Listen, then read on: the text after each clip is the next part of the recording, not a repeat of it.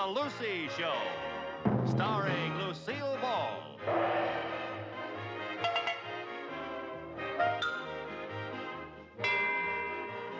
Co-starring Vivian Vance.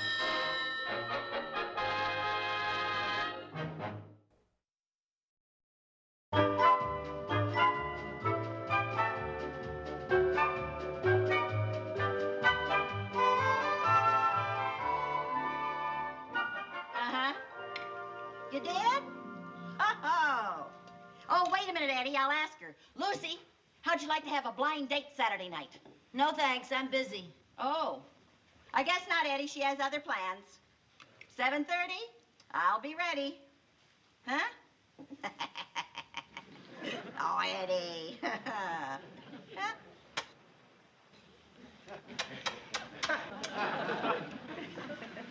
What is she doing? She's throwing Eddie some kisses over the phone. Well, if you got a kiss, that's the only way to do it. Okay, Eddie. Toodaloo. I didn't know you were busy Saturday night. What are you going to do? I'm taking the kids to the movies. Oh, gee, Mom, I didn't know about that. Cynthia's coming over and we're going to do each other's hair. Oh, well, that's all right, dear. Just Sherman and Jerry and I'll go. I'm sorry, Aunt Lucy, but I'm playing basketball at the Y Saturday night. Oh, well, looks like that leaves just you and me, Jerry. I can't go either. Why not? Don't you remember Billy Simmons is having a dumb old birthday party?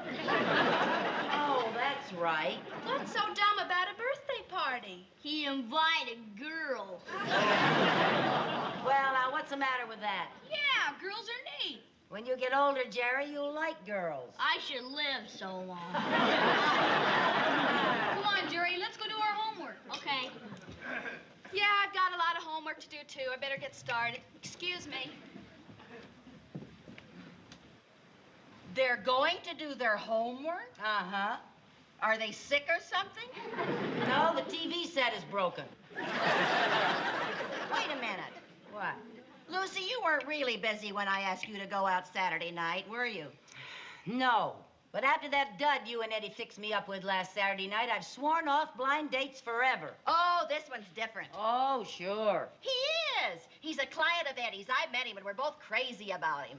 Well, then you two go out with him. Oh, now, wait a minute. Will you listen to me? His name is Bill King. He's charming and attractive. He's very witty, and he's got scads of money.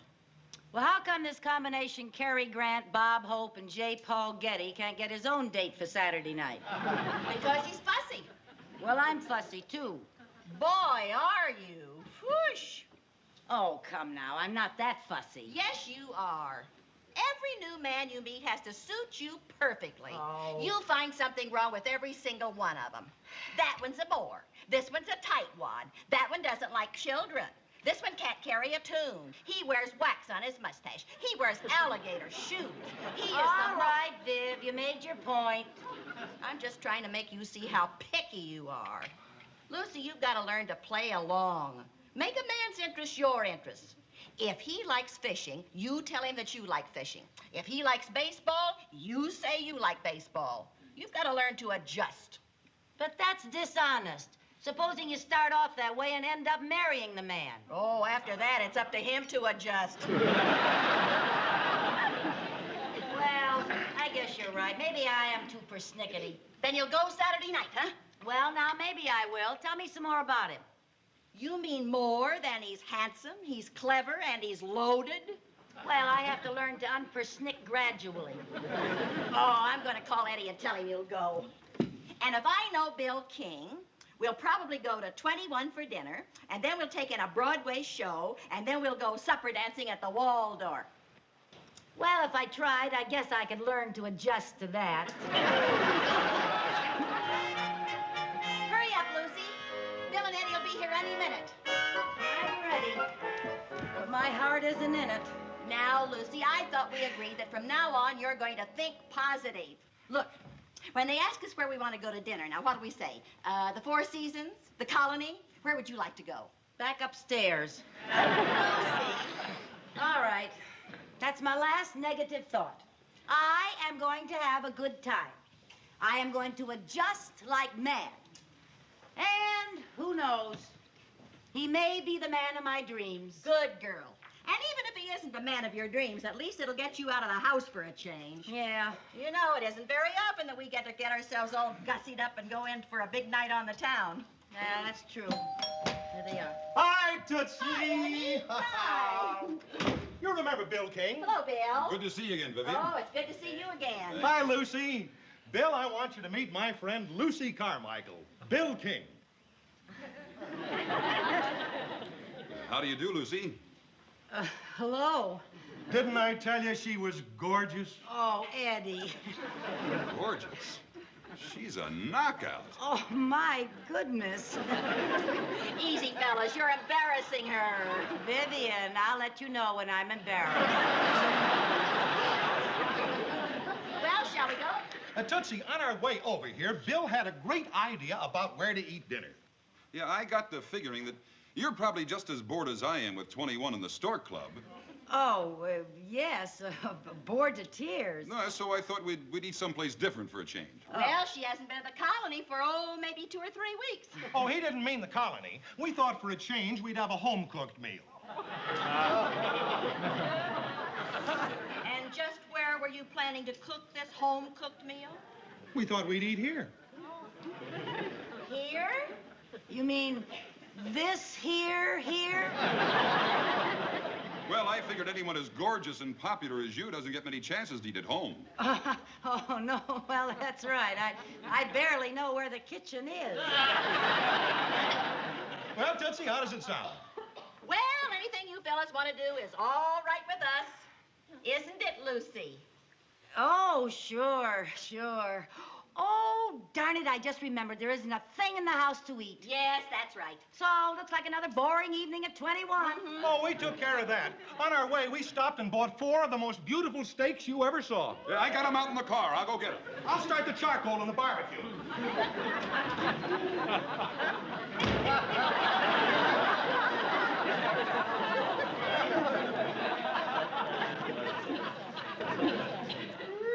Isn't it funny how you can be dining at 21 and going dancing at the Waldorf and still have the feeling that you never left home? Well, now, it didn't work out exactly as we planned, but you'll have to admit he's pretty cute. And it's a good thing for you he is, or I'd punch you right in the nose. Oh, now, Lucy, there's nothing wrong with eating at home. And I suppose you could say that dining on the patio could be considered as getting out of the house for a change. Remember what I said? Adjust. Make a man's interest your interest. Whatever he likes to do, you like to do. If he likes eating at home, you like eating at home. All right, Vivian, I'll adjust. What he likes, I like. Here are the steaks. I had the butcher cut these especially for me, 2.5 inches thick. Oh, yum, yum. Say, you know, I just realized something. You're all dressed up. I'll bet you really want to go into New York and you're just being polite. No. I'll tell you what let's do. Let's have dinner at home, and then let's go dancing someplace later, huh? Oh, Viv, that's a keen idea. Well, I'm sorry. I'm afraid that's out. Why? Well, I'd love to go dancing, but I have to get up early in the morning. Oh, well, no sense in... Lucille, we'll go dancing the next time, huh? Vivian, we don't know if there's going to be a next time. Well, I certainly hope so. I'll take the steaks out to Eddie. I like steaks. Now, you two just get acquainted.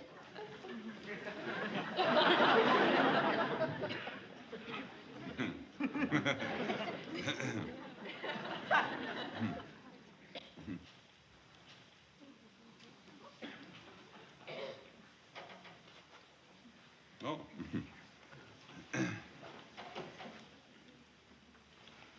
I like your house. Oh, I like it, too. I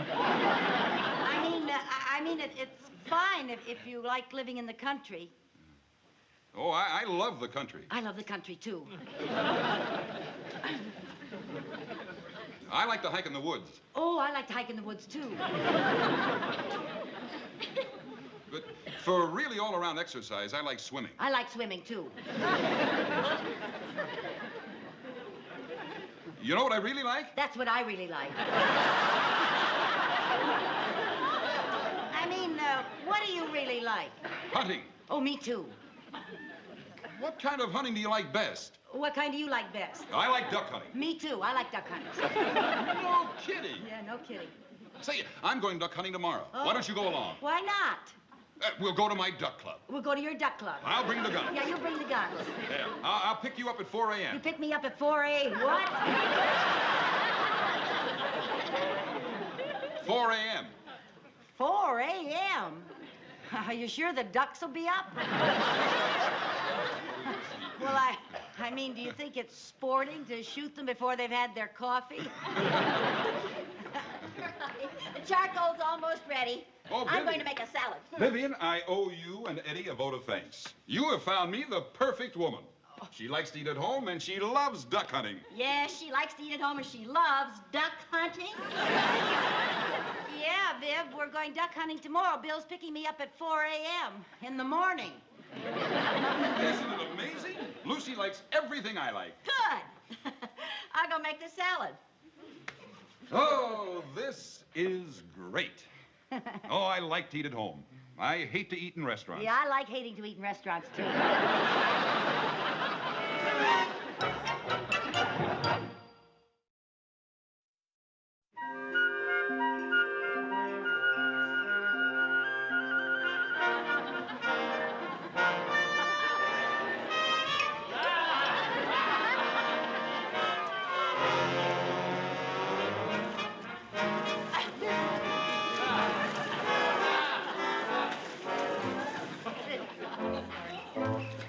I wouldn't have missed this for the world.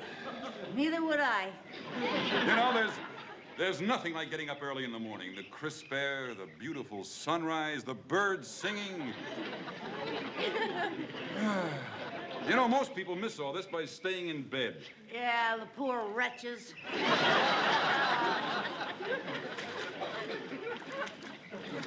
Oh, by the way, which duck do you like to shoot?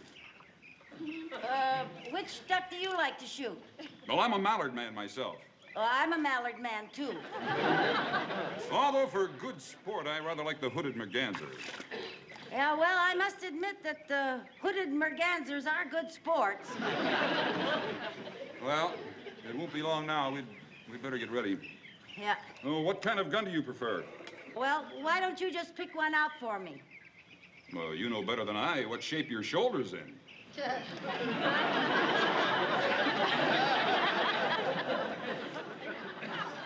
Have you been doing much hunting lately? Well, no, not really. Well, then I guess you better use this over and under 12 gauge. It won't give you so much recoil. Oh. Boy, it sure is good to have an over and under 12 gauge in my hand.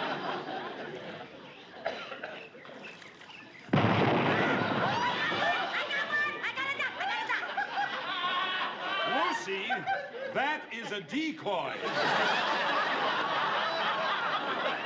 Well, it sure fooled me.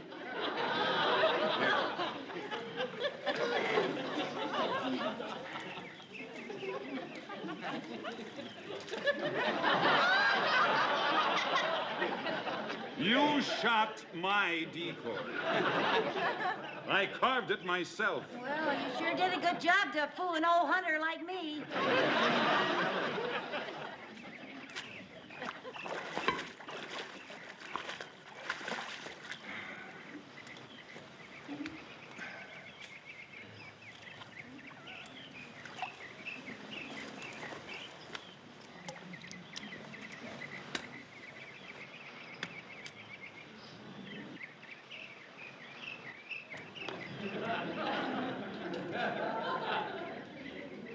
The ducks will be along any minute now, huh?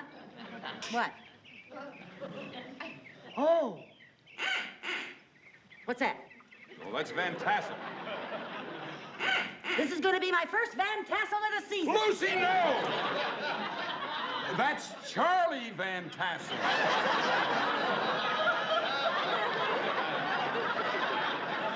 Yeah, he's in the next duck blind. He's giving duck calls. Oh. Anyway, you wouldn't want to shoot old Charlie. He's out of season. No, I sure wouldn't want to. I What? Say, where's your duck call? Did you bring it along? My duck call? Yeah. By George, I knew I'd forgotten something. Yeah. Say, I got a new one yesterday. Oh? Sounds just like a mallard. Oh, may I try it? Oh, sure. Yeah. Oh. Yeah. Gee, that sure sounds like a mallard, all right. What's the matter? The mud just moved. That's not mud. That's a bullfrog. A bullfrog?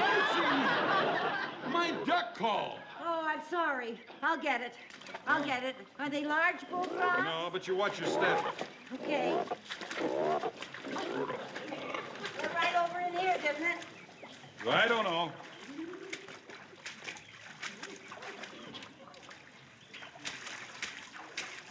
Is this the only one you have?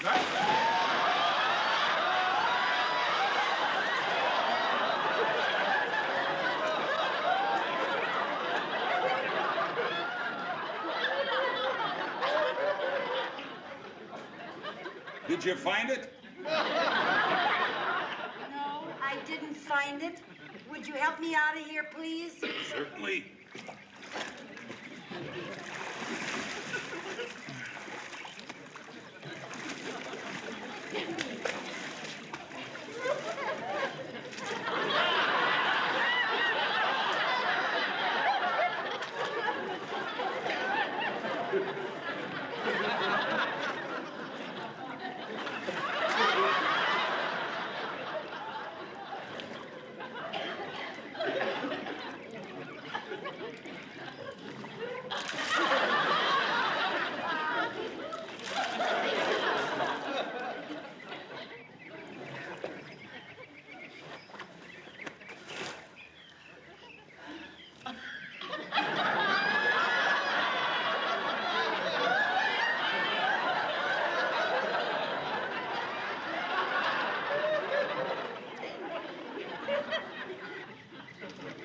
You see something? I think I see some company.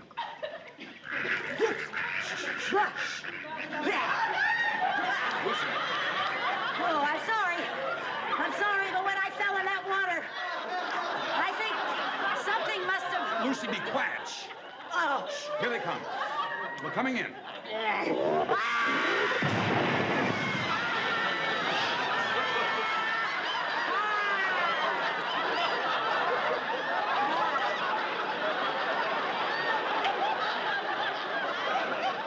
I'm sorry, but could you sit still if you had a big frog in your waders? I guess we'll just sit down and wait for more ducks, if there are any. Right.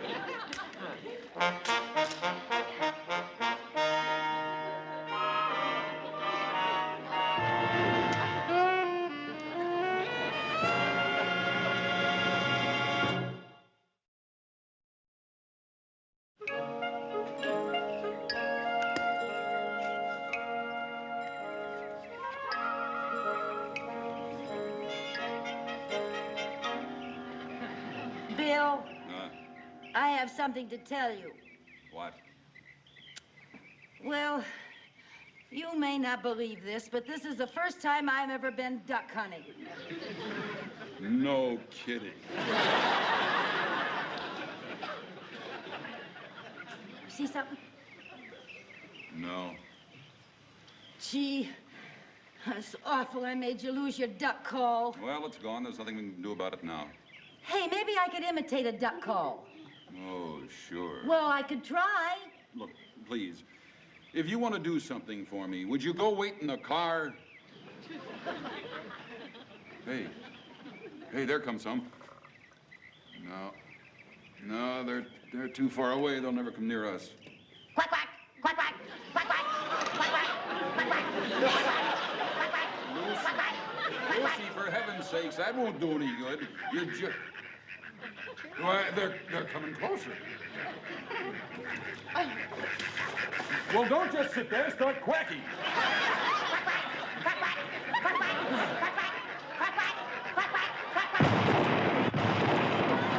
Keep quacking.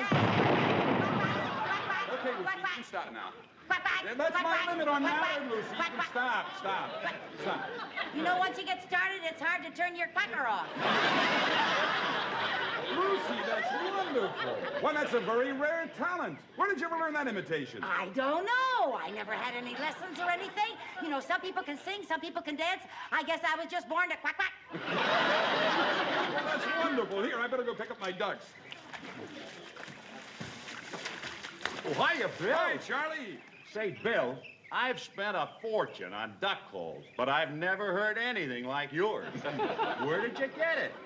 On a blind date. Huh? Come here. Meet my duck call. Charlie Van Tassel, Lucy Carmichael. Quack, quack. You were making those calls? Quack, quack. Isn't she the greatest? Boy, I'll say.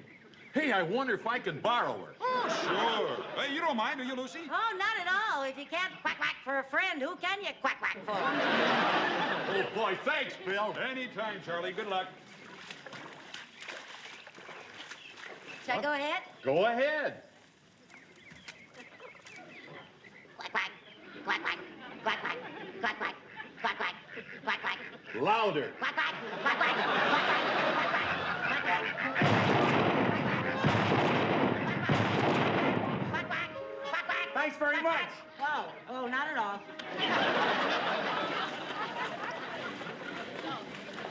Next.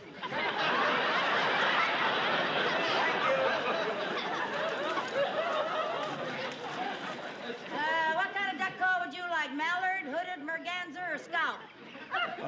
Mallard would be fine. Okay. Quack! Pardon me. Would you mind if I got up and stretched my legs for a minute? I've been sitting here quacking all morning. Of course not. Go right ahead. Thank you.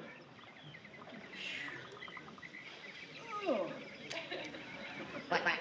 Quack, quack. Quack, quack. Quack, quack.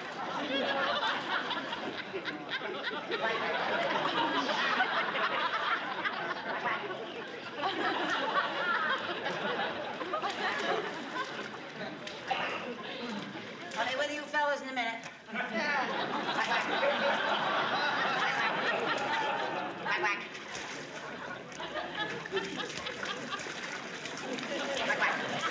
Quack, quack. Lucy, Quack, quack. Yeah. are you about ready? Well, I got all these other fellas here.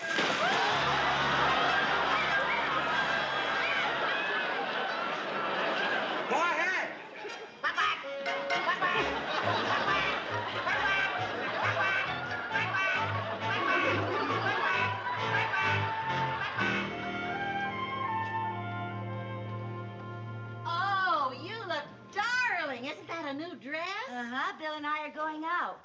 You mean you're not going duck hunting in the morning? No, ma'am. The duck hunting season ended yesterday, and may I say hallelujah. I couldn't have looked another hooded merganser in the beak. See, it all worked out fine. You like what he likes. Eddie says Bill's just crazy about you. Oh, I'm not sure if he's crazy about me or crazy about my quack quacks. Well, from now on, it'll be dining and dancing every night. Oh, it'll be fun to go dancing. I just hope my feet haven't become webbed. You still.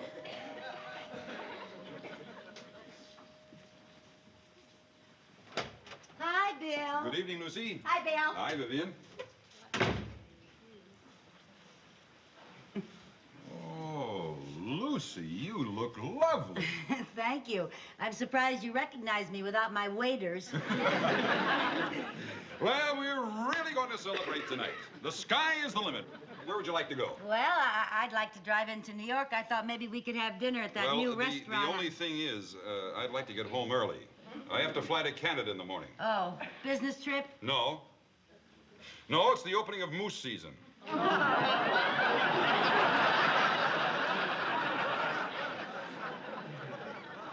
The moose season?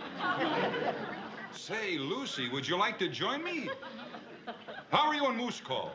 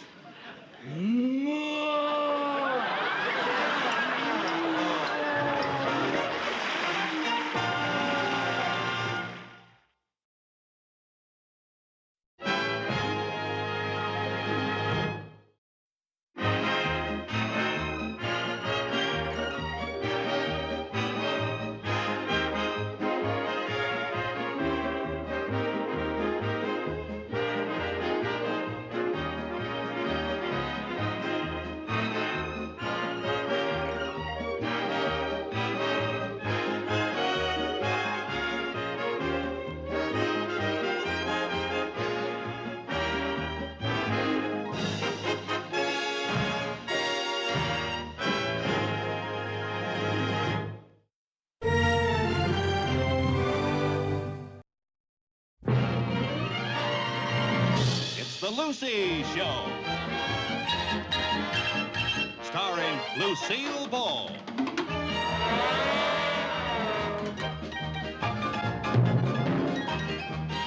Co-starring Vivian Vance.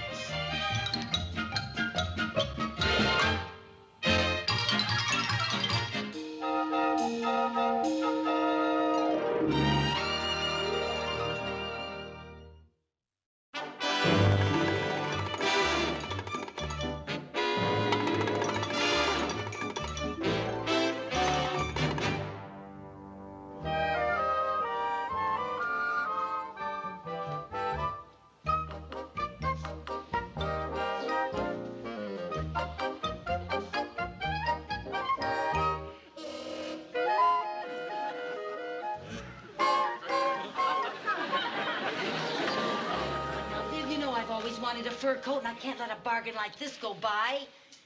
Look, only $110. Formerly $160. That means I save $50. If we keep right on walking to the supermarket, you could save $110. Oh. But this is such a bargain. I just gotta have it, Viv. Oh, bonjour. Bonjour. May I help you? Well, I really were just browsing. Well, of course. Would you like to see something in mink? Yeah, me. Well, Madam Fifi, we really didn't intend to buy anything, but, actually, that coat in the window does look interesting. Oh, madame, you could not have made a wiser choice. Why, this is the biggest bargain of our entire sale. As you can see, our price has been greatly reduced. Well, I'm not really looking for a bargain, but I'll try it on. Would you hold on to that for me, dear? I don't hold much stock in bargains as a rule, but we're just shopping today, you know. Oh, what kind of fur is this? Well, it's a sable-dyed mink-affiliated Oryctolagus cuniculus. Oh. What's a Oryctolagus cuniculus? It sounds like some kind of fish. Oh, mais no, madame. It's lapin. Lapin? That's French for rabbit. Oh. Oh, well, how does it look? Magnifique, madame. That's French for terrible, lady. The sleeve seems so short. Well, now, who did you make this coat for? Gypsy Rose Lee? Well, that can be fixed in no time. It was just so done temporarily. Oh, Excusez-moi. yeah. Viv, this is a bargain. It's rabbit. It doesn't look like rabbit. It couldn't look more like rabbit if it wrinkled its nose and said, yeah, what the? You're just jealous because I saw it first. Oh. Now, look, I'm just going to play it cool. I don't want to seem too enthusiastic, and maybe I can get it for less than 110. You should. Oh, I'm so sorry I kept you waiting. Oh, that's all right. And now, do you want the coat delivered, or will you take it with you? Well, actually, this isn't what I had in mind. It's not really a very good color for me, and it doesn't fit me. It just isn't me. Oh, but madame, this coat is you. Why, it is so much you. I will let you have it for $105. I'll take it. Oh, that's playing it cool. Oh, and the $5 for repairing the sleeve makes $110. Nice going. Well, I'll send it to you this evening. thank you. You can send it to Mrs. Lucille Carmichael, 132 Post Road. Oh, dear. I seem to be a little short on cash this morning. Viv, darling, you don't happen to have $110 on you, do you? No, how did you know? Oh, don't bother, Mrs. Carmichael. You can stop in tomorrow and pay for it. Oh, thank you very much. I will have the sleeves fixed. Au revoir et merci. Thank you. Merci. Thank you. Oh, don't bother, Mrs. Carmichael. You can stop in tomorrow and pay for it. With what? You haven't got $110. Oh. You haven't even got 110 carrots to feed that rabbit. the money, Viv. Mr. Mooney will be happy to advance it to me when I tell him that I saved $50. On a rabbit? Oh, like I said, you're just jealous because I saw it first. Oh, well, let's go home and build it a hutch.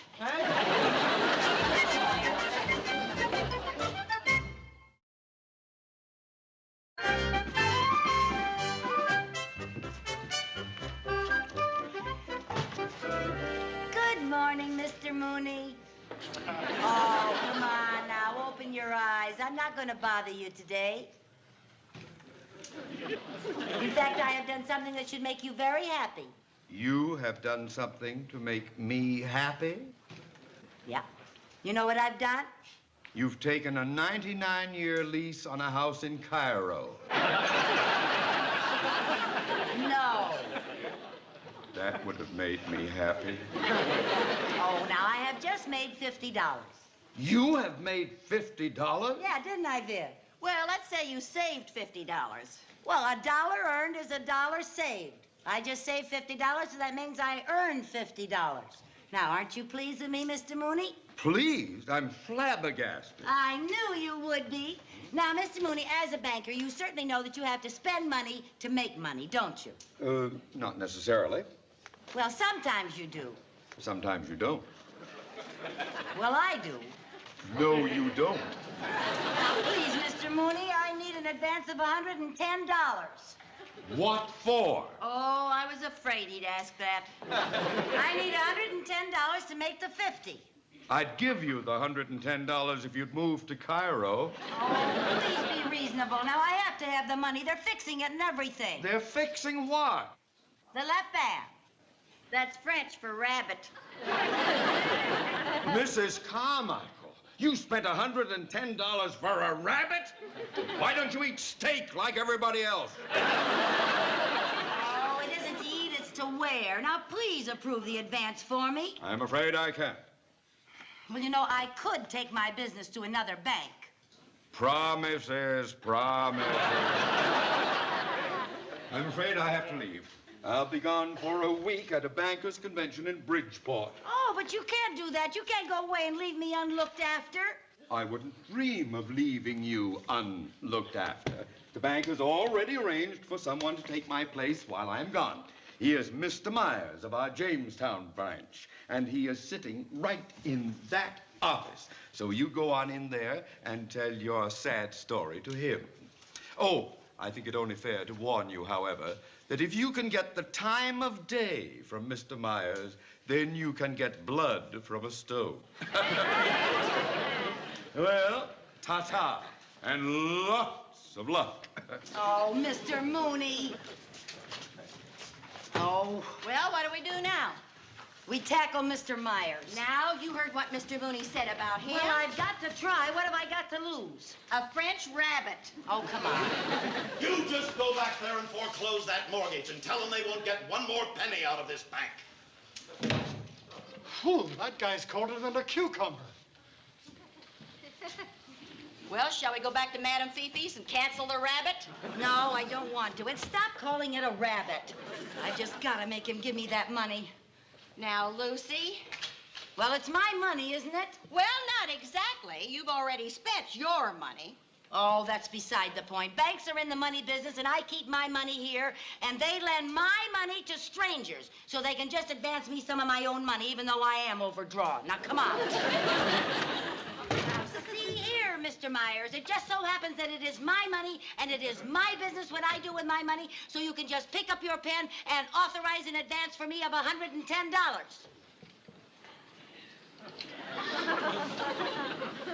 I can't believe it's you!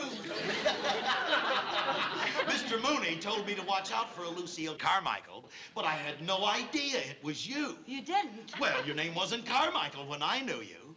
What was it? Well, you weren't married then. Oh. I'm Vivian Bagley. Oh, how do you do? How do you do? You know, I knew you the minute you walked in. How could I ever forget that hair, those eyes, that face? We were good friends years and years ago. Well, I had an idea you'd met before. And you know, I'll bet Lucy knew me the minute she saw me. Would you like to bet $110? Viv, why, of course I knew you, Mr. Myers. Call me Vinny. Oh, Lucy, I can't tell you what a thrill this is. Oh, oh, it takes me back to those glorious, glorious days. What days? Yeah, what days? Lake Hiawatha. Lake Hiawatha? What?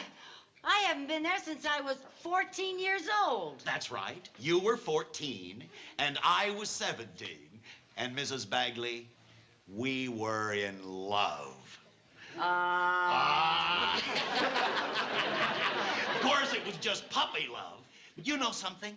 I don't think I ever really quite got over it. Did you? Me? Oh, no, I still love puppies. You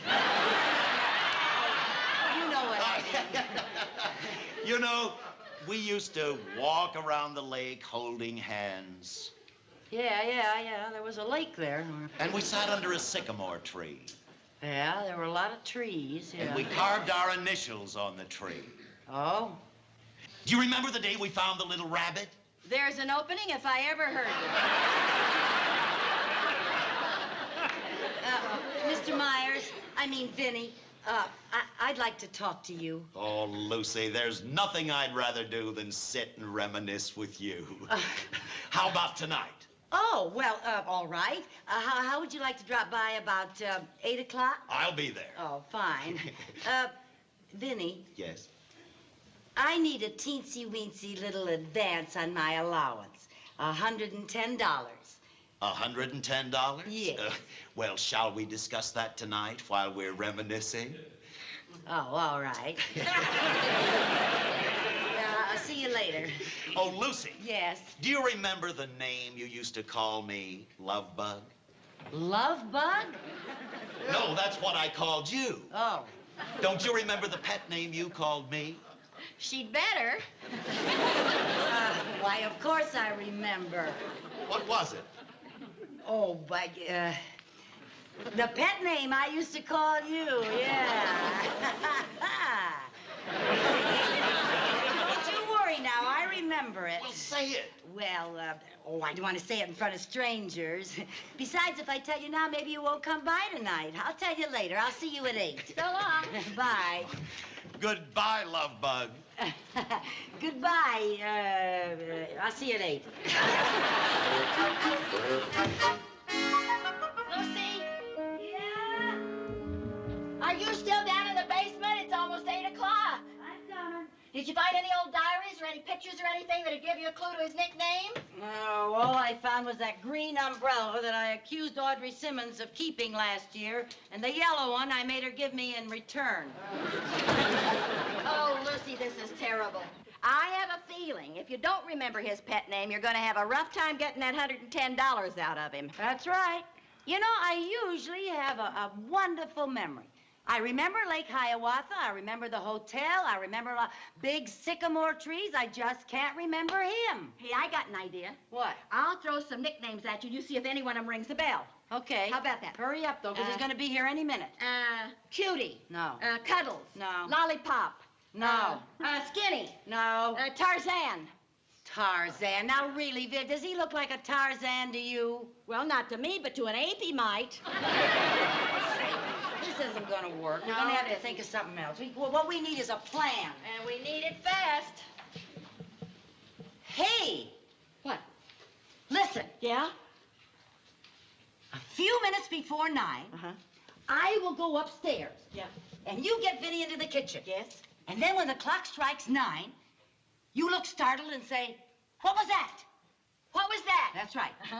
Then you run back in here, and I will be lying right there by the coffee table. Oh? Yeah, it will look like I have tripped on the stairs and staggered all the way down here and hit my head on the coffee table. Yes? Now, I will be out, see? And when you see me, you bring me to. And you scream. Scream. Yeah. Oh, all right. I know you know how to scream. All right, then both of you rush over to me and bring me to. Yes? And you will discover that I'm all right, except I have amnesia. Amnesia? Yeah, I won't be able to remember a thing. I won't even know who I am. Oh, Lucy, do you think that'll work? Well, why not? I can't be expected to remember his pet name if I can't even remember my own. That is a wonderful plan. Now remember, I'm the stroking eye for you in the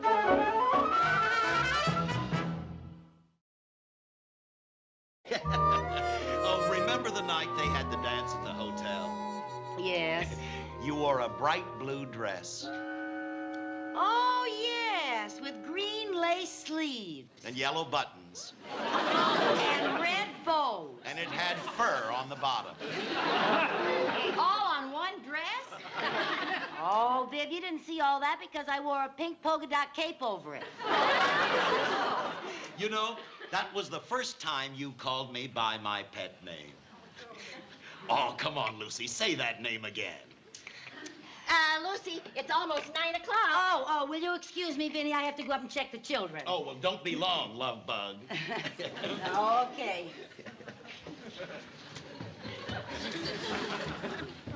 Vinny, would you help me carry these things out to the kitchen, please?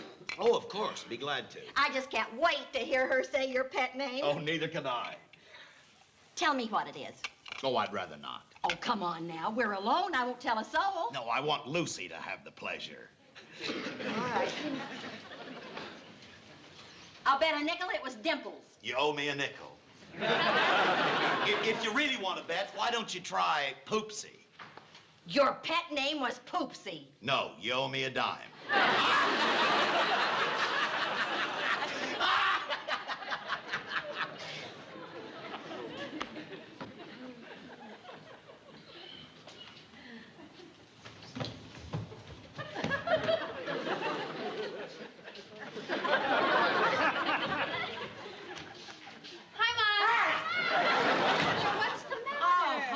Where have you been? Over at Cynthia's typing up some reports. Oh. Chris, when you were 14, you had a crush on a boy, didn't you? Yeah. What was his name? Bobby Edwards. Did you have a pet nickname for him? Oh, sure. What was it? The Fink. Oh, you better get to bed, Chris. School tomorrow. But, Mother, it's only 1 minute to 9. 1 minute to 9? What's the matter? Oh, I gotta be out by 9. Out where? Out cold. I mean, nothing. You get to bed, dear. Go on now. School tomorrow. Night.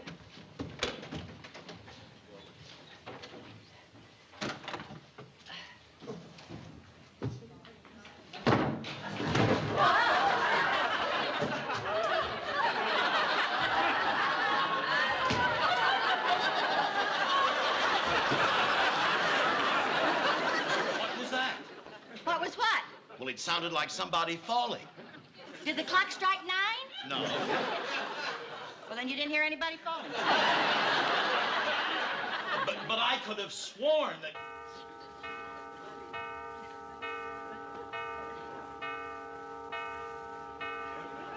What was that? No, someone fell and hit her head on the coffee table.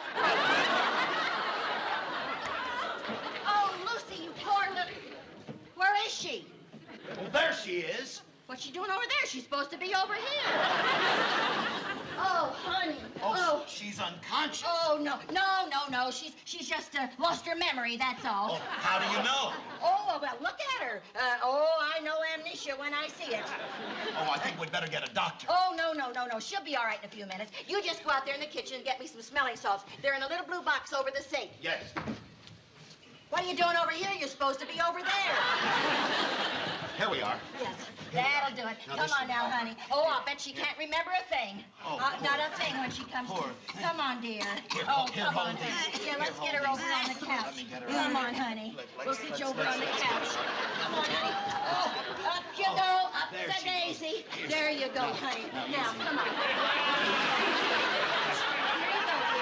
Right over here. Oh, isn't this terrible? She hit her head and lost her memory. Awful. Yes, there you are, dear. Right back there. Oh, here, honey. There you go. Where am I? You're home, dear. Who's home? Why, you're home, dear. Who are you? I'm Vivian Bagley, your best friend, and you and I live here together, dear. I never heard of you. Doesn't she remember anything? Who are you? Go away. I'm Vinnie Myers. Oh, Go away. don't pay any attention attention to her Go now. away. She'll be on in a few minutes. Oh, I think we better call a doctor. Oh, no, we Don't can't you afford touch a doctor. me. I'll get a wet towel. Yes, get a wet towel. That'll help. Oh, you're just doing great. What are you going up there for? I want to go home. Oh, now, Lucy, you can cut out the act. There's just the two of us here. Where am I? Who are you? Oh, Lucy, come off of it. He can't hear us. What?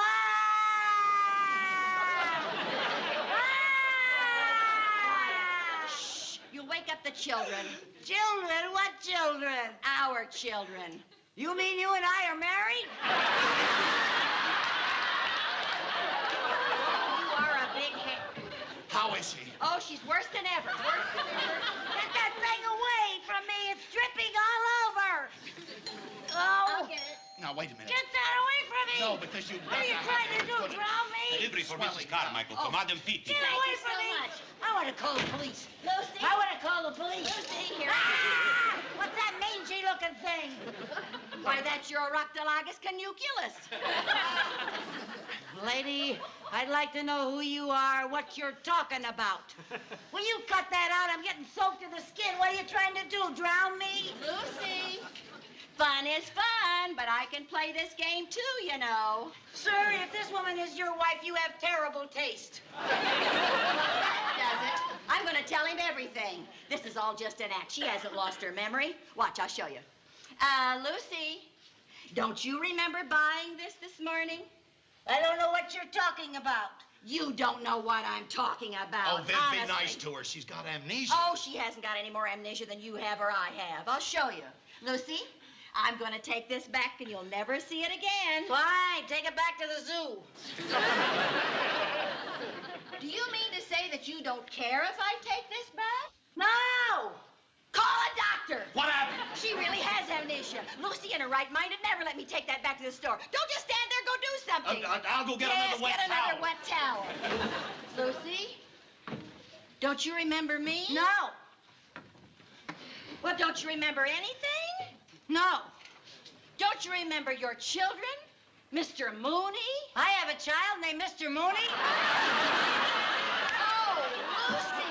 Oh, dear. No, here comes Drippy again. That's it! Oh, how wonderful! What's wonderful? Oh, her amnesia's gone. She called me by my pet name, Drippy. Oh, Lucy, I can't tell you what memories this brings back to me, hearing you call me Drippy again. Lucy!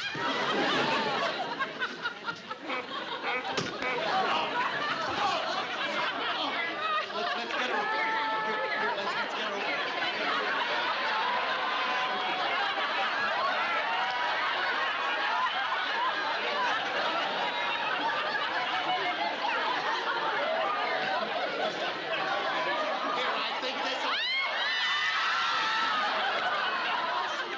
Hey, Viv, get my umbrella. It's raining in here. You called me Viv. Well, what else would I call you? Oh. She's all right again. Hey, where you two been? Oh, her memory's back. Oh, Lucy, you gave me the thrill of my life when you called me Drippy. Drippy? I called you Drippy? Drippy? Oh, Drippy! Oh, just hearing you call me Drippy again gives me goose pimples all over. Love bug. Oh, I was beginning to think you'd forgotten me. Oh, well, now, the minute I saw you at the bank, I said to myself, there's Drippy. Anyway, I won't have any difficulty getting a teensy-weensy advance on my allowance, will I, Drippy Whippy? Oh, the money was all taken care of as soon as you asked for it. Oh, Lucy, in that case, you won't have to send your rabbit back. My coat! When did it come? It came while you were in the twilight zone. Here, I'll help you. Oh, isn't it beautiful? Well, Ha! what's the matter? Ah! What's the matter? Ah! Oh, Lucy. Oh, it's only a pin. For a minute, I thought Bugs Bunny bit me.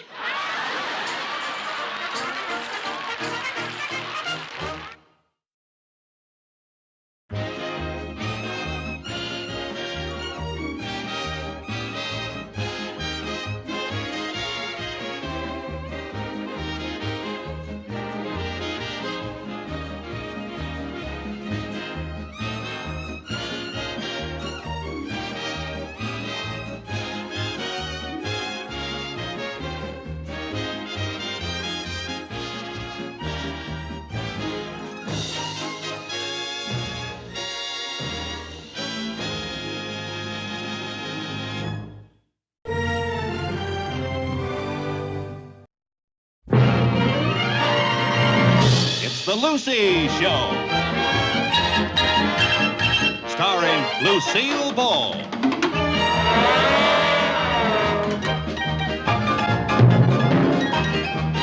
Co-starring Vivian Vance.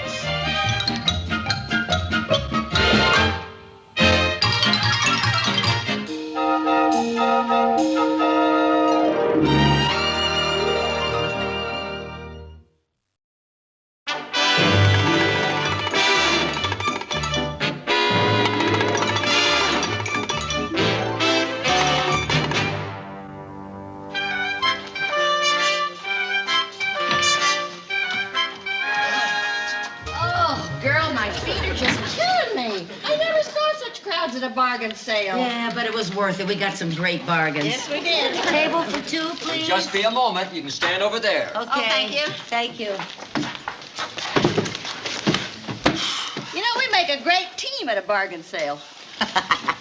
Thanks for running interference for me so I could get that last pair of 39-cent stockings. Well, that was the least I could do after what you did for me in the lingerie department. Here's a check. Come on. Put your stuff down there.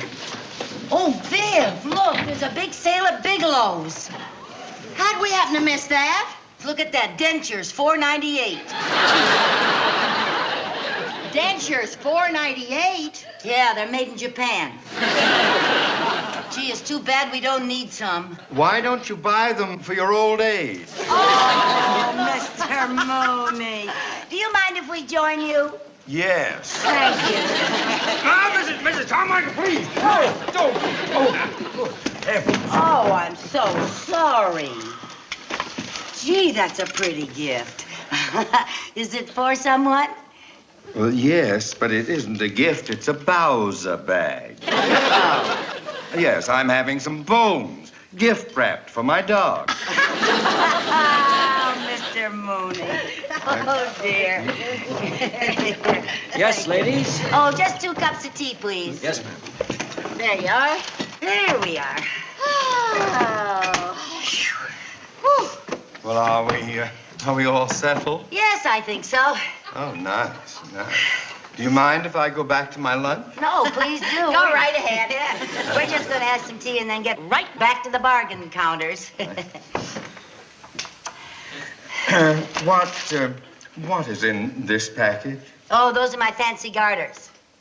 Well, your fancy garters are on top of my liver. Oh, I'm so sorry. Oh, That's too bad. Gee, I didn't see that, Mr. Mooney. Oh, thank you. Thank you very much. Thank you. Oh, this is good. Tastes good. Ooh, I'll say it is. Ah. Hey. My, that package is beautifully wrapped. It certainly is. Who's it for? Yeah, who's it for? Well, if you must know, it's for my wife. It's her birthday tomorrow. Oh, isn't that nice? You didn't forget your wife's birthday. How could I? She's been reminding me of it every day for the past 6 weeks. What did you get her? Yeah, what'd you get her? Well, it's something that she's been wanting for a long time. What is it? Yeah, what is it? Well, it's a simply lovely Oh, no, you don't. Oh, no, it's supposed to be a surprise, and it would no longer be a surprise if I told you to. You'd blab it all over town. Oh, Mr. Mooney, we would not. Come on now, you can tell us. Yeah, you can tell us. It won't go any further. It won't go any further. I know it won't, because I'm not going to tell you. Well, if you feel like that, don't tell us. No. Oh, Vivian, it's almost 2 o'clock. We got to get back to the battlefront. Okay. Gee, I'm sorry, Mr. Mooney, but we're going to have to go. Oh, you're just saying that to make me feel good. Oh, Mr. Mooney. So you are.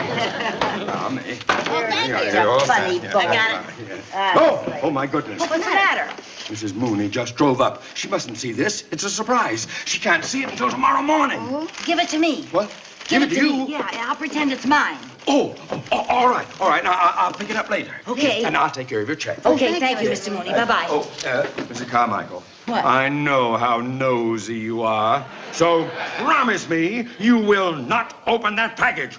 Mr. Mooney, I give you my word of honor, I will not open this package. Let's go by the doctor's and have it x-rayed.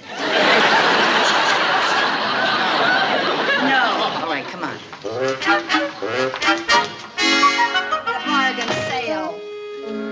and blue. Well, a good bargain is worth a bruise or two. Viv, you better take off Mr. Mooney's package. I can't get these down. Just a minute. Ugh. Whew. Here we are. Here.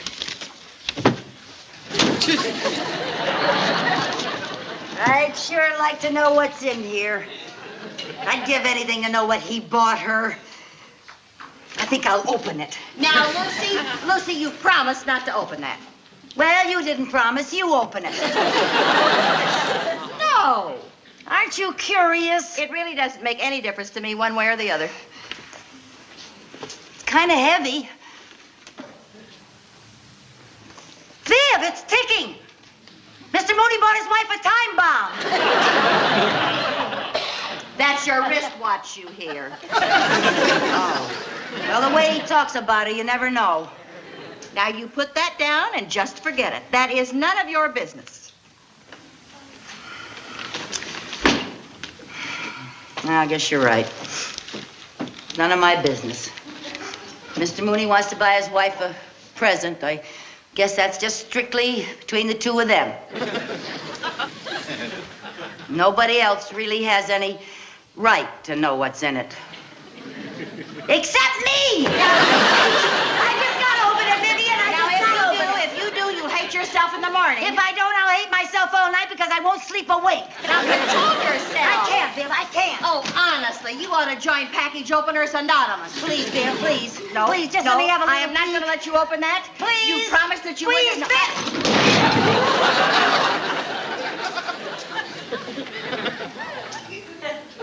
Now look what you did. Me? You did that.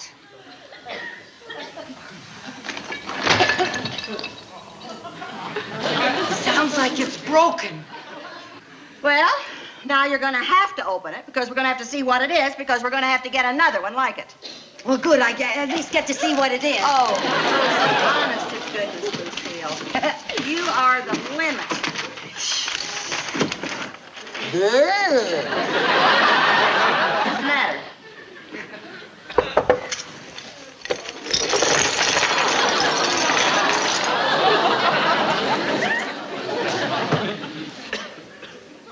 What is it? A ceramic jigsaw puzzle. Vivian, what are we gonna do? Well, I'll tell you what we'll do. We'll get a bottle of glue and we'll glue it all back together again. Then as soon as we see what it is, we'll go and get another one just like it. Vivian, you are a genius. Compared to you, yes, I am.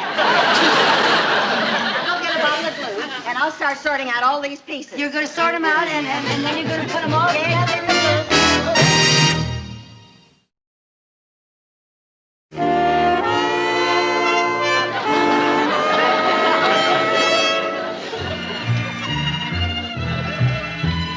What do you think? What is it? Well, it looks like a rhinoceros wrestling a parrot. Please, Viv, no jokes, huh? Now, where are we gonna find another one of these if we don't know what it is? Lucy, you got me. Oh, Viv, I'm in such trouble. What am I gonna do? Well, now, there are two things you can do. You can tell Mr. Mooney the truth. Yeah, I could do that. Or you can lie to him. I like that better. Yeah, I think I'll just have to tell him that... Oh, no. No, I can't lie to him. I can't lie to him. I'm just going to have to ask him where he got this thing, and I'm just going to have to go out and get another one just like it. Okay, if you want to do it the hard way. Well, I'll be able to worm it out of him. I can be very subtle, you know. Yeah.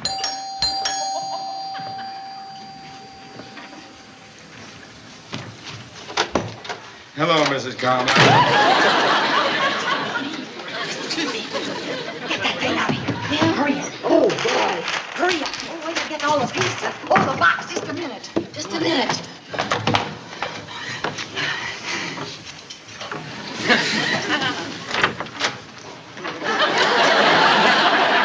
Oh, Mr. Mooney, what a pleasant surprise. Mrs. Carmichael, why did you... How long have you been out there? I didn't hear the bell. You didn't hear the bell? You just slammed the door in my face. Oh, was that you? I thought it was a salesman. Look, I stopped by. Oh, I'm so glad you did. Now, let me have your hat. Oh, no. I stopped by to get that gift Yes, for my I wife. know. Let me have it, please. No, the gift you'll get, yes, but let's just sit down, have a hot cup of tea, and talk for a little while. I don't have time. I have to be at a Chamber of Commerce meeting in 15 minutes. The gift, please. Huh? Yes, the gift. You know, Mr. Mooney, it is so beautifully wrapped.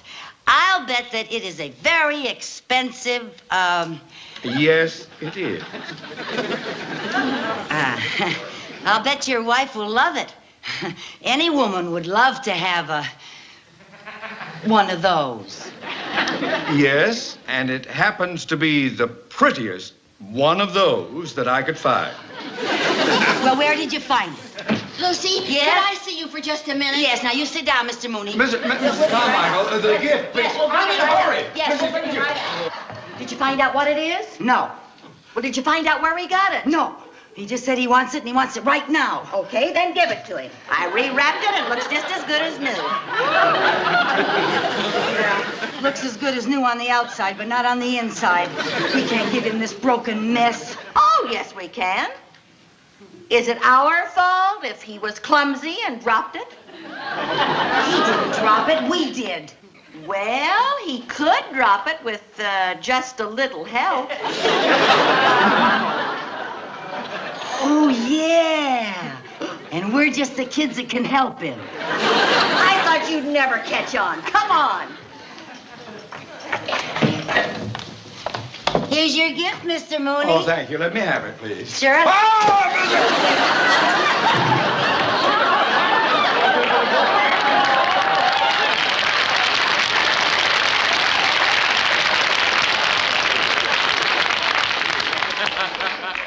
Mrs. Carmichael, this is breakable. Oh, I'm so sorry, Mr. Mooney. I don't know what came over me. It was a stupid thing to do. Oh, look at the bow. It's coming off now. Let me have it now. The bow is perfectly all right. I'll take it home. No, now, fix it Mr. myself. Mooney, I insist on fixing the bow. Don't do you let me have it. All right. All right. Let me have it. Excuse me.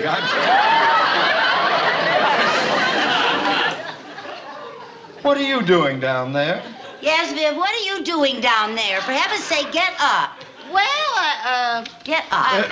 Now, let me take it and fix that bow. The bow is really The bow looks falling lovely. off. Really, Mr. it looks lovely. Mooney, Why please. do you want to take Now, that away? fix it before you I just want to take the present I home know, to my but you wife, would wanna that's take all. that to Irma Why are with you the grabbing it bow. all the time? It looks lovely. I don't know what's wrong with it. It's just... Oh, all right, fine. Thank you very much. There That's you delightful. are. Thank you very much. Oh, my goodness. What's the matter? Oh, it's all sticky on the bottom. Oh, I accidentally spilled all that glue. Oh, I'm terribly sorry. Here, I'll wipe it off. Oh. Oh, Isn't that no. too bad? Now I'll have to have it rewrapped at McCullough's. McCullough's?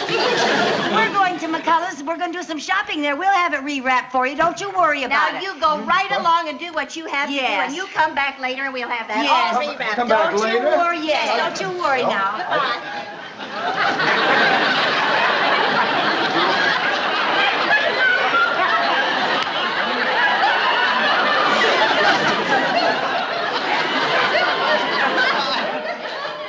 Why do these things always happen to me? Why me? I lead a good life. I'm a moral. I give to charity. I'm kind and considerate to people.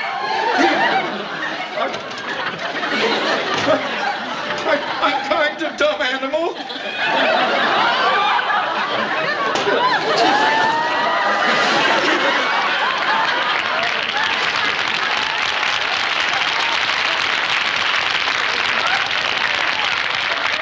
Somebody up there hates me. Mr. Mooney, Don't touch me! I'd rather be stuck to this door forever than stuck to either one of you for 10 seconds.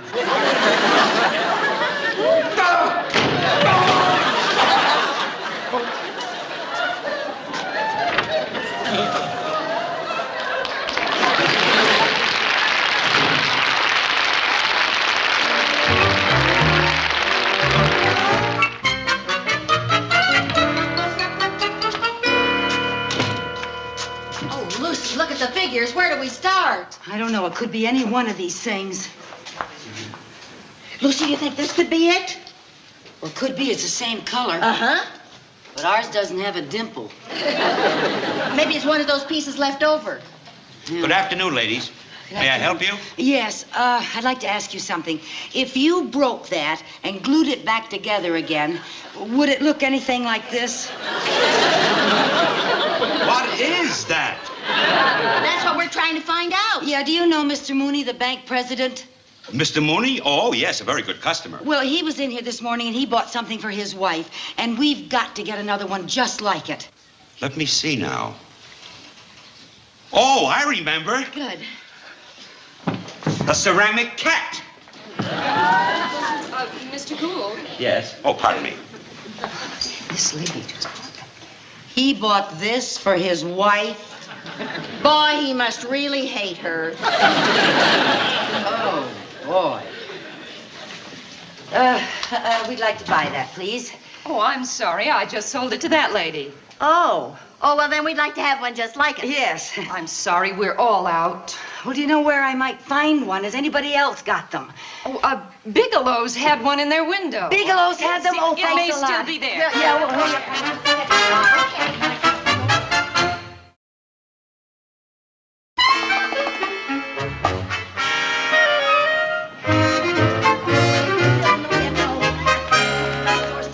Oh, Lucy, come look at this mechanical man. Oh, yeah. Isn't he cute? Yeah. You suppose he really is a robot or a man? He looks like a zombie, so mechanical. No brains, no personality. He's still an improvement over my ex-husband. Oh, come on. Let's get the cat. It's closed. Oh, you and your mechanical man. Oh, Lucy, I'm sorry. I didn't For think about it heaven's being sake. closed. What are we gonna do? Oh, for heaven's sake. Just what are you girls doing? We were just locking up. We work here. Oh, yeah, it's been an awful day. I'm exhausted, Lucy. Let's go home, huh? Yeah, I'm tired, yeah. Good night, officer. Yeah, it's Good locked. night. Good night, officer.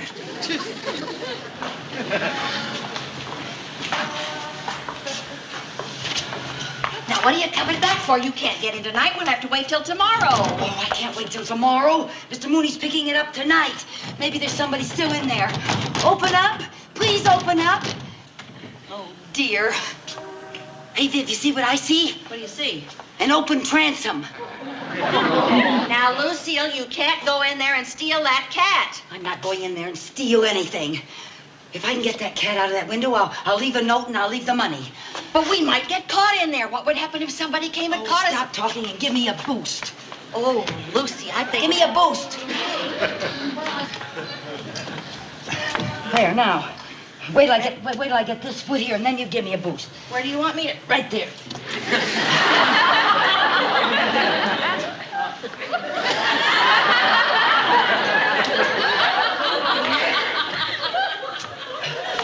Get over near the building. Oh, wait just a minute, girl. Boy. Okay? Are you all right? So if I can get up here. Can I help you? Yeah, just watch for the policeman. Okay? Yeah. Lucy, here he comes.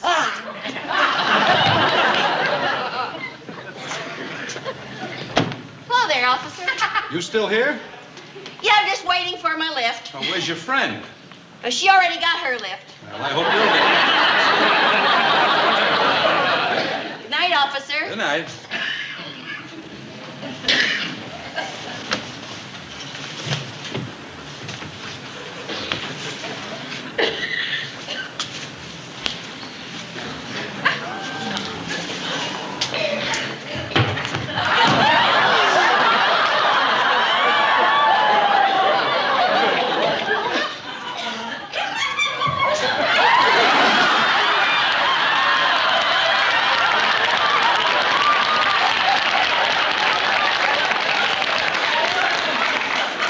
Sure you wouldn't like me to wait with you? Oh, no, officer, you don't have to wait with me. All right, if you're sure of that. Oh, I'm absolutely sure. I'm not afraid of anything. Good night.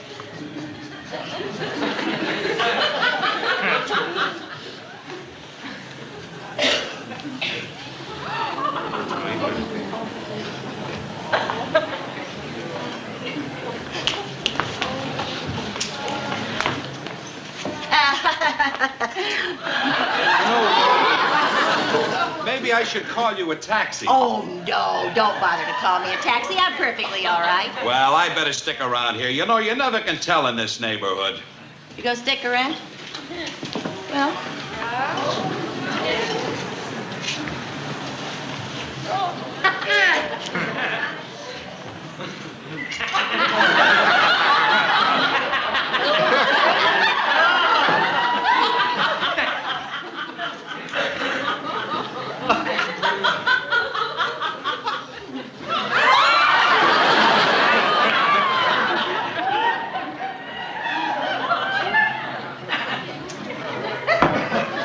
Did you hear something? Oh, it was that mechanical man in the window. I think he sort of made a noise. Yeah, that's a pretty good gimmick they got there, you know? Yeah. That's wonderful.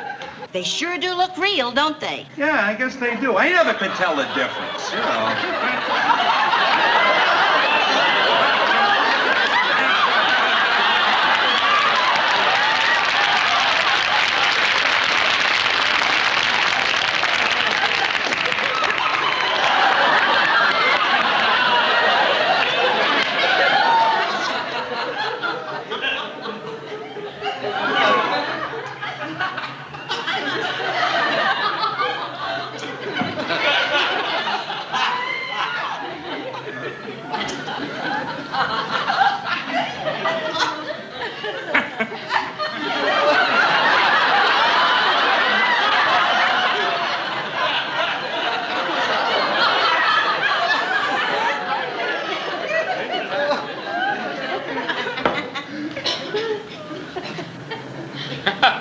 You know, the man looks real, but that redhead, there could never be a human being with that color hair.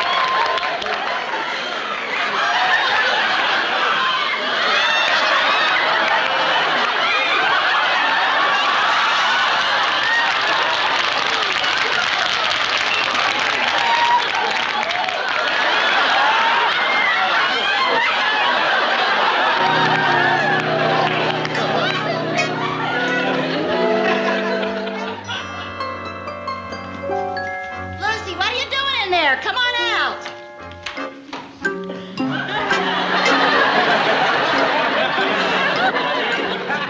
Oh, you can stop that mechanical bit now. I like it. It is fun. Come on now, Lucy. How do you think it looks, huh? I think it looks beautiful. I really do. Oh, that's probably Mr. Mooney. You just finished in time. Okay. Did you get my gift wrap? Yes, there it is. Oh, it looks lovely. Thank you very much. That's all right. Wish Irma happy birthday. Oh, we did it. Oh.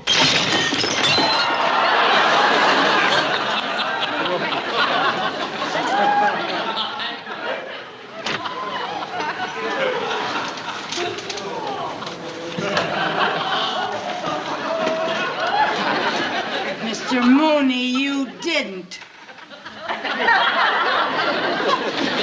In 1,000 pieces. Oh, Mr. Mooney. Oh, my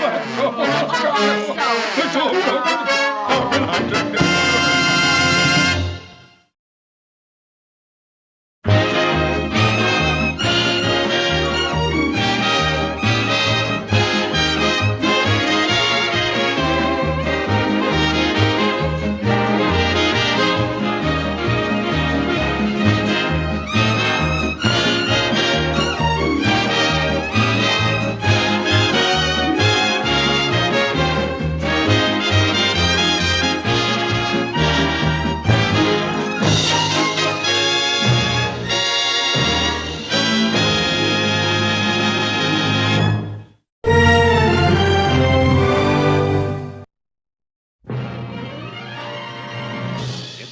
Lucy Show.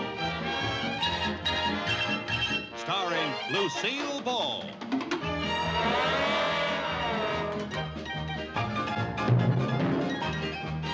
Co-starring Vivian Vance.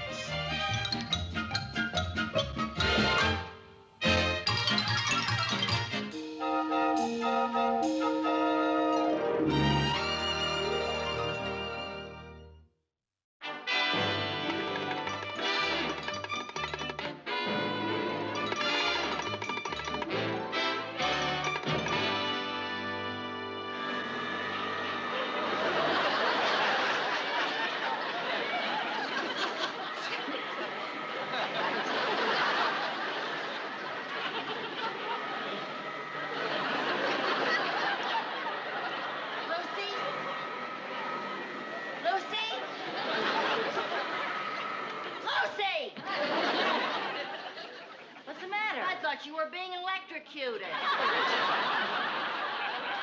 I was dancing. Oh, you were dancing? Well, you looked like an Indian trying to make it rain. I was listening to the radio. Oh. You got some lipstick on your nose. Oh, dear. You got some on your ear, too. Oh. Must have put my makeup on in a hurry. Don't you look in the mirror? In the morning? Are you kidding? I used to hate to look in the mirror in the morning, but I got over it. How? Well, now that I don't see so good anymore, I don't look so bad. That's funny. I know what you mean. And now, ladies, our morning magazine of the air turns to the beauty page. You know, maybe our worries are over. Lady Cynthia is going to announce a new scientific beauty discovery today. And now, here is Lady Cynthia and her beauty tips. Good morning, ladies. How would you like to have your biggest beauty problem behind you? That's where mine is now. Then visit the new beauty salon of Dr. Hugo Fleischer, the famous Viennese beautician. For only $25, Dr. Fleischer gives you a complete beauty treatment that makes you look years younger. He tests your skin with special vitamins and nutrients until he finds out exactly what you are deficient in. Oh, I know what we're deficient in. What? $25. Gee, I'd love to try that Dr. Fleischer's treatment. Well, where are you going to get the $25? Well, Mr. Mooney will be here this morning. Mr. Mooney? Well, he's never refused to give me money for a doctor. Doctor? Dr. Fleischer is a beautician. Well, but he is a doctor. Why, Lucille Carmichael. Well, at least it's the truth. It's about the least truth I ever heard. Oh, Mrs. Carmichael. It's Mr. Mooney. Look, I'm going to tell him that I'm going to go to a doctor for a checkup. Viv, do I look run down? How do I know? I never saw you at your peak.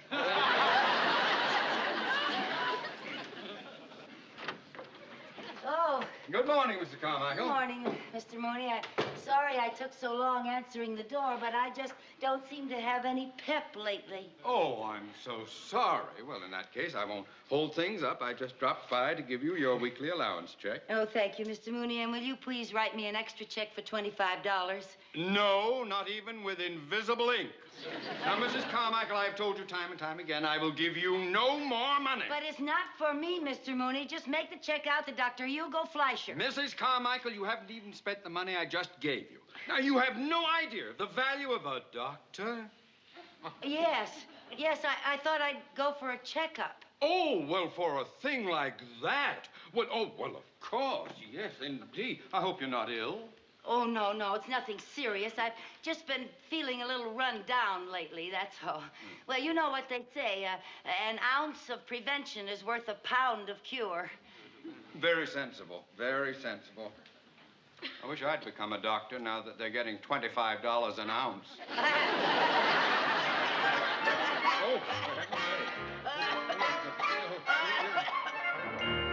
Yeah, this will be fine. We can put the camera in here. Bennett, bring that camera in. Is the microphone plugged in? I checked. Excuse me, Doc. All right, boys, bring the camera right in here. We'll hide it in that alcove. Well, we're all set up, Dr. Fleischer. Are you sure this one is bad for my business? Bad? This will be the greatest publicity you ever had. Look, my television program, The Boiling Point, has millions of viewers. Millions? Sure. And this week on Boiling Point, we're going to show just how much abuse the average woman will take for the sake of beauty without losing her temper, you see? But if she loses her temper, I lose a customer now. Oh, of course not. American women are great sports. And once we tell them they're on television, they go along with the gag. Here comes our first pigeon. Go get him. Right. Okay, fellas, get that camera in there, huh? Now, Doctor, if you'll just wait in here, I please. don't know You if can this hear is the everything right right. thing to do. Doctor, don't worry about a The thing. reputation of Doctor, my thing is- trust me.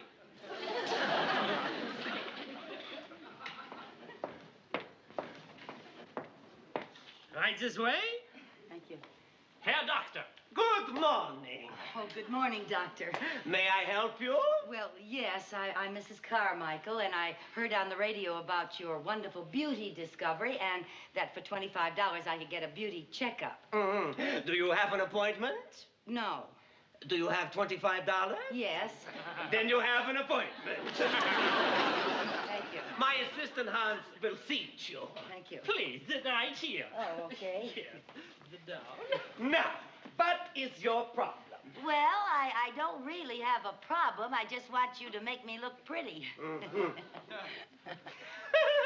She wants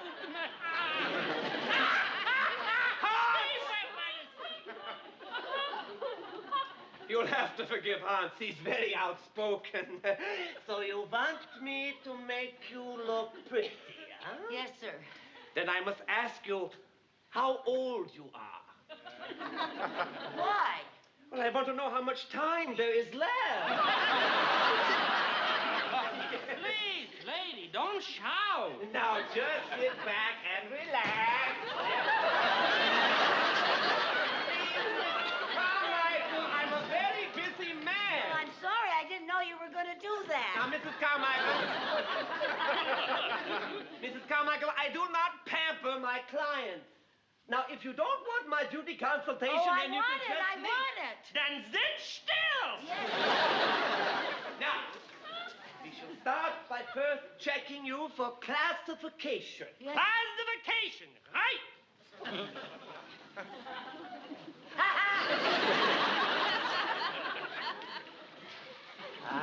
Aha! Check that. Oh, yeah. Oh, this is gonna be a big one here. Oh, yeah. No, that's not nice. Oh, I'm terribly sorry. I didn't mean to do that. Yes, after careful study, I have finally reached a conclusion. What is it? Your beauty care comes under classification D. Classification D? Disaster area. Just sit back and relax. You do that once more and out you go. Well, I'm sorry. I just don't... Now, Mrs. Carmichael, if you don't want my treatments, you But can I walk want it. out. I want it. Then you gotta sit still. Now we try out some of our famous beauty creams made out of different foods and vitamins. Yes, sir. Yes, sir. First, we will start with our Italian base. Yes, sir. You ever notice how those Italian women have nice olive complexions? Yes, sir. Yes, sir. And what is it in their diets that gives them this complexion? Olive oil? Oh, No.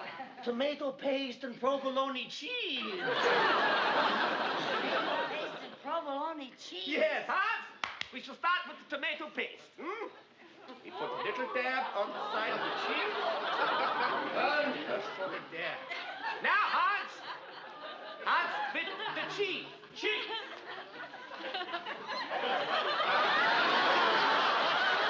Already the pores are nourishing themselves, huh? Do you feel anything? No, but I can smell the provolone. Now we try our protein. Hans. What's that? Tuna fish. The oil does wonders for the skin. Oh. That's right. Wunderbar. Wunderbar. How's that? Well, at least I can't smell the provolone anymore.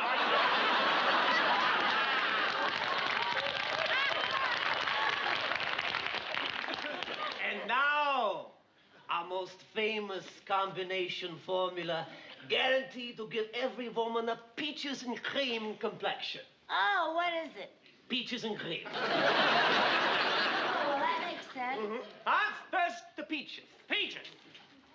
There we go.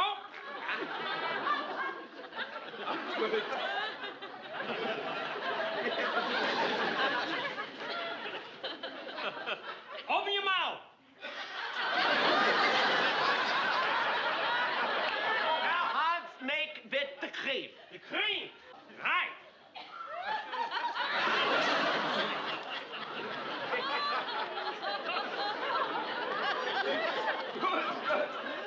One more time, Hans. One more time. One more time. All right.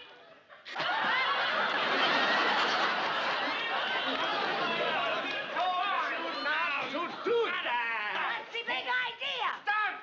Stop, gentlemen, stop! Now, there's nothing to get upset about, Dr. Fleischer. Dr. Fleischer? This joke has gone far enough. Joke? Yeah, sure, it was all a joke. You see, we were just... It was a kidding. joke. Yeah, it was a joke. No, wait a minute. Mrs. Carmichael, that's not a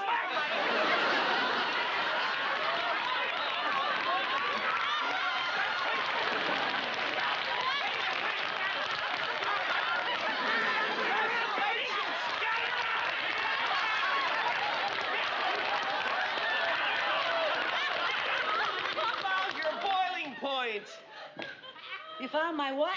Your boiling point. Mrs. Carmichael, you're on television. Look. On my what? Look at his face. Oh, for heaven's sake. Oh, I must look a sight.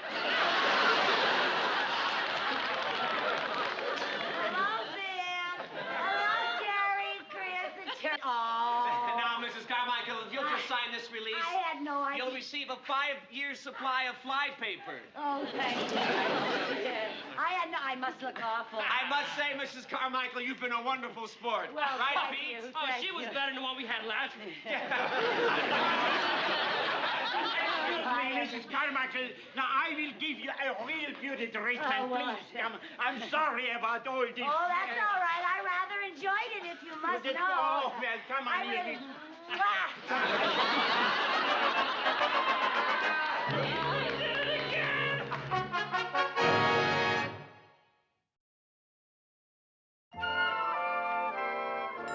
Lucy, you look absolutely beautiful.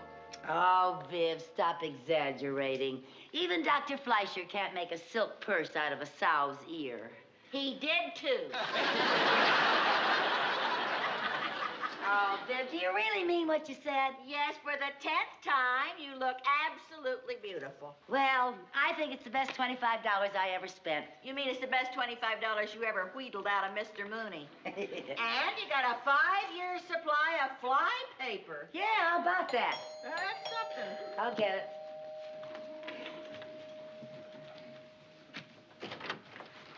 Oh, Mr. Mooney. Good afternoon, Mrs. What a Carmichael. surprise. Good afternoon, Miss Bagley. Well, Mrs. Carmichael, I got to thinking about your going to the doctor for a checkup, and, well, I became rather concerned, and you were here. oh, Mr. Mooney. Oh, thank you. Oh, and Candy. Well, now, there's no reason for concern. A lot of people go for checkups. Oh, I know, but you're different. Yes, well, I mean, I just never could think of you as being sick. Oh. Physically, that is. Oh, Viv, would you put these in water so they'll stay fresh? Yes, and I'll open the candy so it won't get stale. Oh, well, that's... Well, won't you sit down, Mr. Mooney? Oh, thank you. My goodness, I didn't realize that you could be so sentimental. Why, Mrs. Carmichael, just because I deal in cold cash doesn't mean that I have a cold heart. Oh, well, of course not.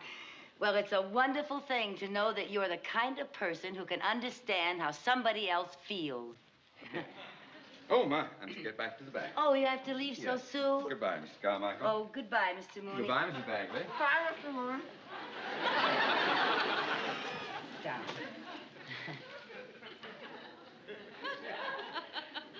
Mrs. Carmichael, Yes?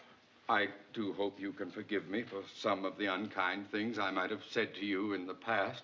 Because when I thought of the possibility of you being ill, I was overcome with remorse. Oh. I realized I shouldn't blame a woman like you just because you don't know anything about finance and budgets and economy. After all, you can't help being stupid.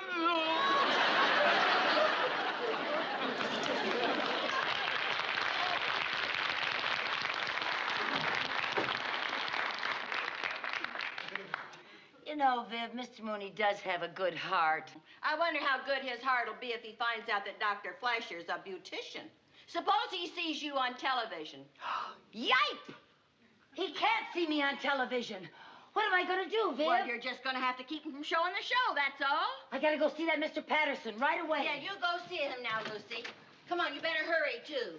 Now, if he gives you any argument, you stick up for your rights now. Tell him that you will sue him. Oh, I wouldn't want to do a thing like that. I want to be real nice, Viv. You know, you can catch more flies with honey than you can with vinegar. Who needs honey? We got a 5-year supply of fly paper.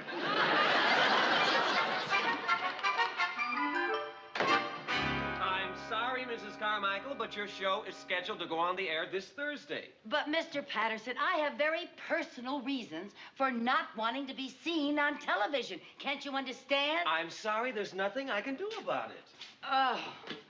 If there's nothing you can do about it, then I am going to get a lawyer. Lawyer? Yes. Oh, wait a minute. Remember this piece of paper?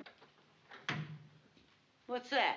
It's our signed agreement for your appearance on our television show.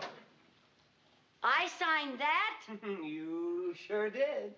Well, then I want it right now. Now, Mrs. Carmichael, you signed this of your own free will. But, Mr. And I'm afraid Patterson. there's nothing we can... Patterson, Excuse Mr. Patterson. me? Yes. Say, we just ran a rough timing on Wednesday's show. Yeah, how'd it time out? Well, we're about a minute short. Does that include the last commercial? Including everything, we're still a minute short. Well, we'll just have to dream up some kind of a funny finish that runs about a minute. Okay, when do you want to get together? How about tonight? My wife's out of town. Maybe we can go someplace for dinner, huh? Name it. Hey, how about that French restaurant, the Can A Go Go? Yeah, where the waitresses are dressed like can-can dancers? Yeah, but I go there because the food is excellent. You sly dog. First day she leaves, you're going to start. Pete, I have someone in the office. I'll call you back. Now, Mrs. Carmichael, it's not the intention of our show to embarrass anyone, but you did sign an agreement. Mr. Patterson, really, can't you believe me? Mrs. Carmichael, I I don't have time to argue with you. I've got to get this to the film editor. Oh.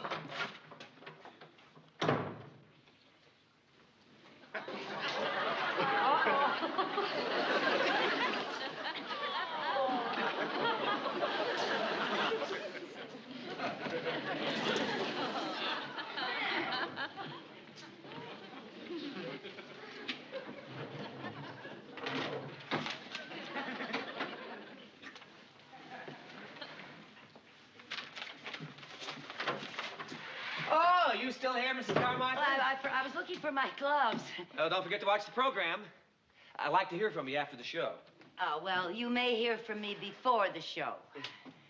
Hey, Pete, remember that Mrs. Carmichael? You mean the kooky redhead in the beauty shop? Yeah, I just got some more film on her. Stealing back her agreement. What? Why, that's the sneakiest thing I ever heard of. How dare you do a thing like that? How dare you do a thing like that? Again. You found what again? Your boiling point. Oh. Good work, fellas. Well, you may think you have the last laugh, but you cannot put me on that program without my written permission. And I have that. And our legal department has 12 photostatic copies. Oh, we got it again!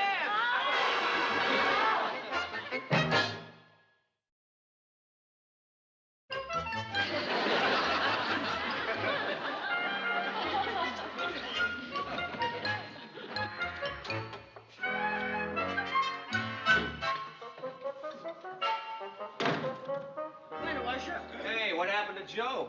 Joe? Yeah, our regular window washer. Oh, we're not here today. Hey, I bet I know what happened. His wife had that baby, right? Yeah. Boy or girl? Oh, it was a boy. Hey, that's great. Here, the Joe's boy. Oh, no. Oh, go ahead. They're imported. $50 a box.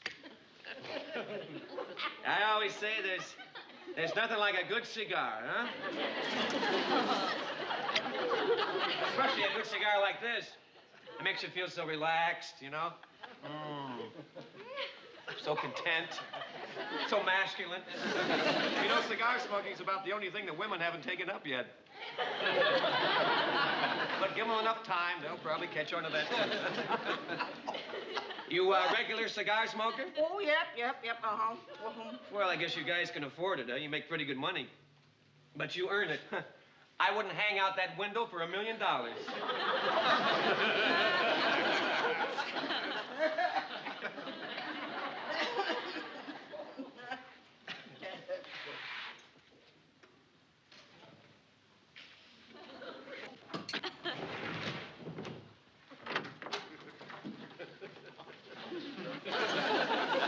Bonjour, monsieur, bonjour.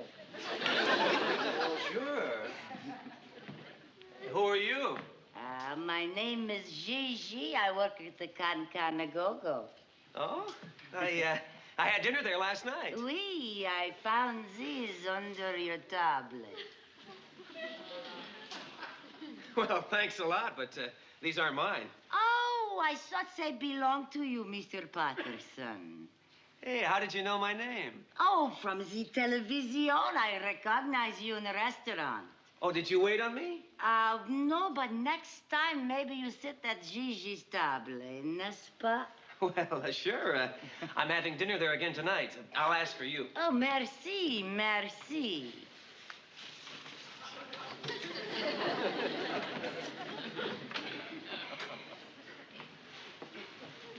You know, Mr. Patterson, you're even more handsome in person than you are on television. Well, thanks a lot. Would you like a cup of coffee? Oh, c'est magnifique. How do you like your coffee? Noir or au lait? How's that? I guess my French isn't very good. Well, we can't be good all the time, can we?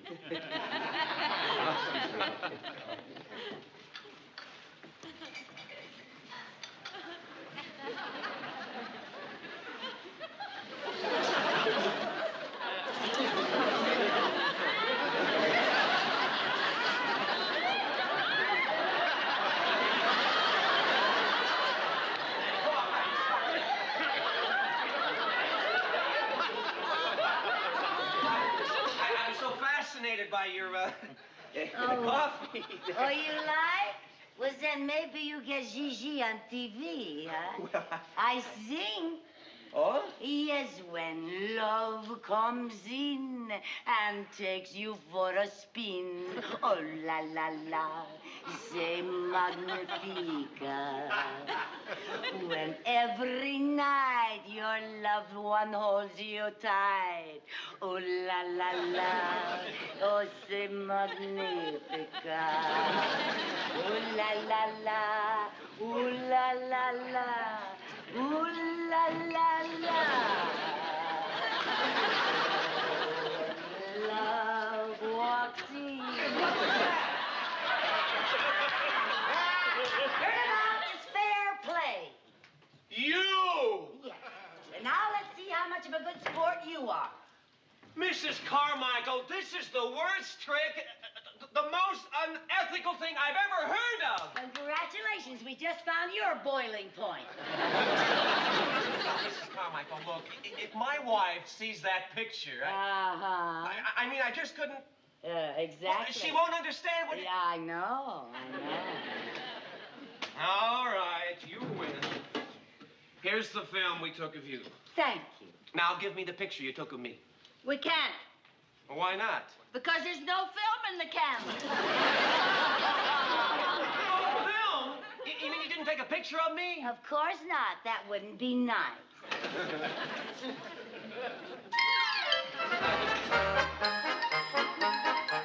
Ooh la la la la.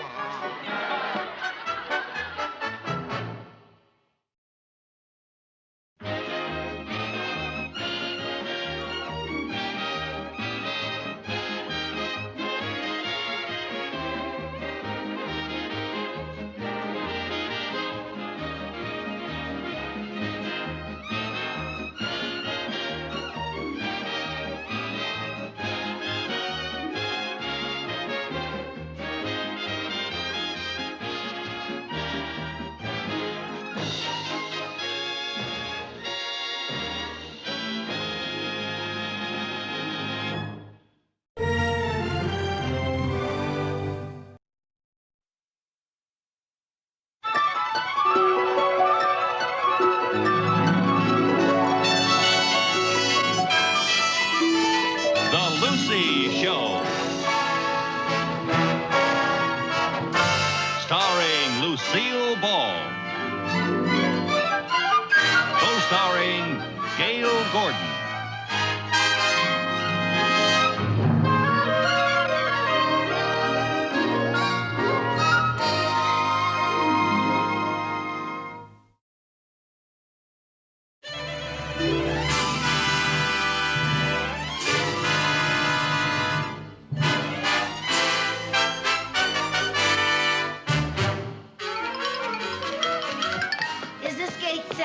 Yes, ma'am. Oh, is this where Flight 74 comes in from the east about 12:01? Yes, ma'am. Oh, my girlfriend's on that plane.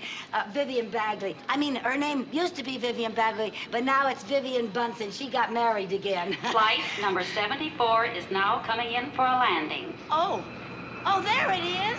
There it is. Oh, isn't this exciting? Oh, look, someone's hanging out of the plane. It looks like Viv. Why, that's the landing gear. Flight number 74 will be unloading at gate 7. Oh, miss, where are you going? Oh, I just wanted to be back there. I thought it would be very nice if I was right there at the bottom of the steps when Viv came out of the plane. I'm sorry, miss, but you can't go out there. Oh, well, I won't be in the way. There's plenty of room. Well, it's not a question of room. We've never had anyone run over by a plane. We'd like to keep it that way. Oh, well, those are the rules. But I just can't wait to see Viv. Oh, I've got so much to talk with her about. You know, we haven't seen each other for over a year. There's Viv! There's Viv! Viv! See? Viv!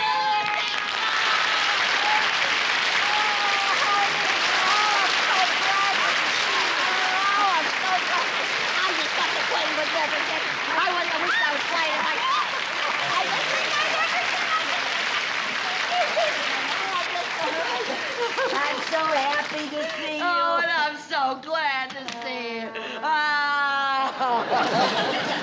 Oh, I don't know how I stayed away. Have you had breakfast? Oh, no. I just had lunch. Oh, I forgot the difference in time. Oh, I love it. Now that I'm in California, I'm 3 hours younger. Oh, and you look it. And you just look absolutely wonderful. Thank you. And you're working for Mr. Mooney. How about that? How is he? Same as ever. Oh, I'm sorry to hear it. I thought California would agree with him. Oh, I'm dying to hear about your husband. Oh, and am I dying to tell you about him? What does he look like? Well, he's handsome. Yeah. He's tall, and he's got dark hair, and he has blue eyes. You're kidding. No. Oh, my gosh. Oh, he's that's so strong, marvelous. and he has lots of character. Just hates those marriages where the wife tries to run things, doesn't want the woman running things at all. Oh, he's the boss, huh? No, I am, but he hates it. Oh, same old Viv, that's what you are. Here, let me carry this for you. Gee, oh, boy, that's heavy. What do you got in here? I bought you a present. What? A big bag of oranges.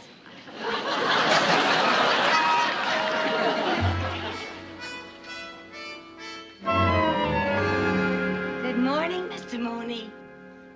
Good afternoon. I'm glad you finally got here. Gee, have I got a big surprise for you? Oh, please, no games. Not on the Now, day as wait till busy you as... find out who came to see us. But you... Surprise! Hello, Mr. Mooney. Oh, my. Mr. Mooney, I asked Viv to come here because I didn't want her sitting alone in my apartment all day waiting for me, so I didn't think you'd mind if she waited until I finished work. Well, not at all. Now, of course, you must excuse us. We have a lot of important work today. Oh, don't mind me. Just go right ahead. You sit right over here, darling. Okay. And you put your bags right over here and take off your coat. And here's right. a magazine that I just know you're going to love. There's some wild things in there. Righty. Mrs. Carmichael, Yes, sir. Will you bring your ledger over here, Yes, please? sir. Yes, sir. Now, will you refer to page 44? Yes, sir. Yes, sir. Yes, now, 44. Oh, Lucy, look at this gown. That's the one, Viv. Is that too much? Oh, of course, you have to have the figure for it. Oh, say, did you notice I've lost a lot of weight? I'm down to a size 12, and that's without my girdle. Yeah, I sure did notice. I noticed that on the way home from the airport. Oh, you did? Yeah, we never had that much room in the cab before. Since I got married, I just stopped eating between meals. You did? Yep. I just eat my 6 meals a day now, and that's it. 6 meals? Uh-huh. I have to keep up my strength. If I don't, it gets so weak I can't eat. And if I can't eat, I don't have the energy for those singing lessons.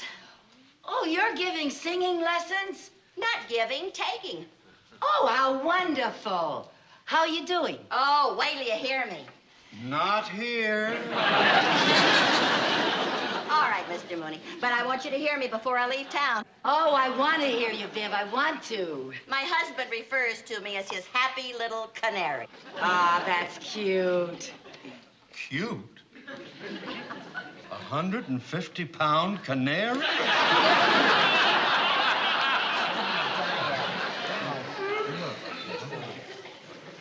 Oh, Viv, would you like a cup of coffee? Oh, I'd love to have a cup of coffee. You don't mind, do you, Mr. Mooney?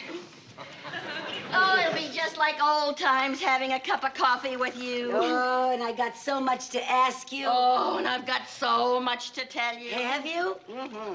Before I left home, I went to the beauty parlor and I picked up all the local gossip. Oh, wonderful. Anybody wants me, I'll be out in my car. Oh, Mr. Mooney, aren't you going to stay and have coffee with us?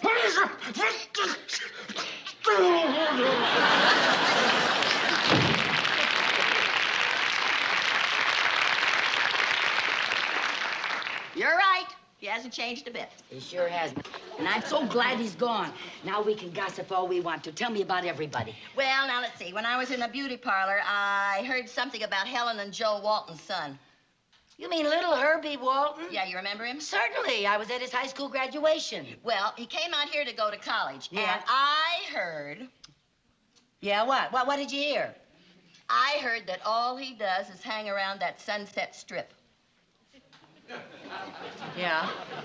Well, they said he's, he just got so he looks very unusual.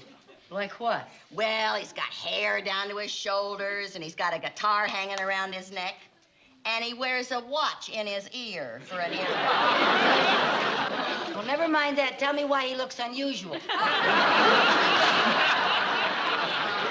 I just told you. He's got hair down to here, and he wears a watch in his ear like an earring. Well, on the Sunset Strip, everybody looks like that.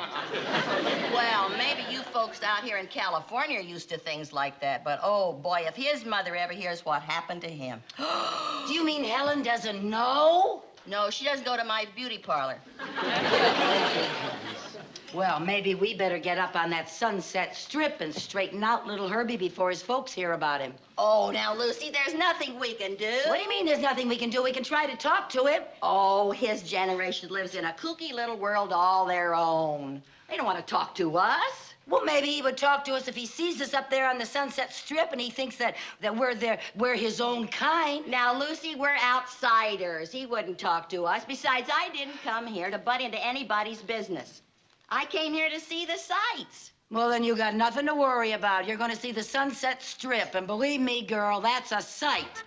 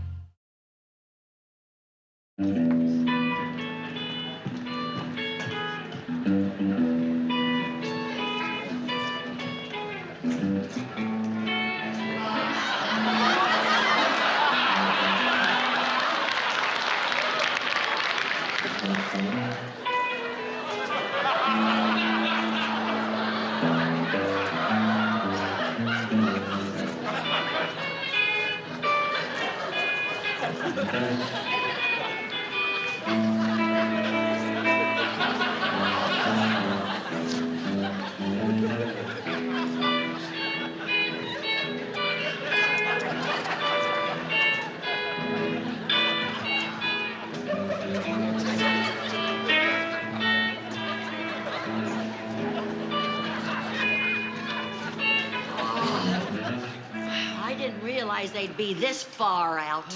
Oh, boy. Did you see that kook with his beard in curlers? Yeah.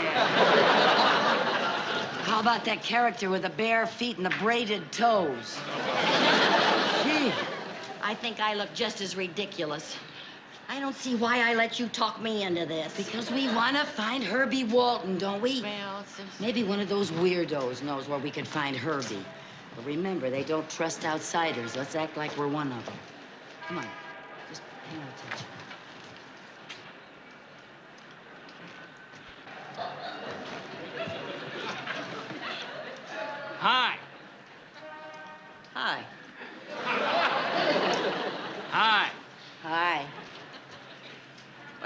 name? Hi. Hi, what's your name?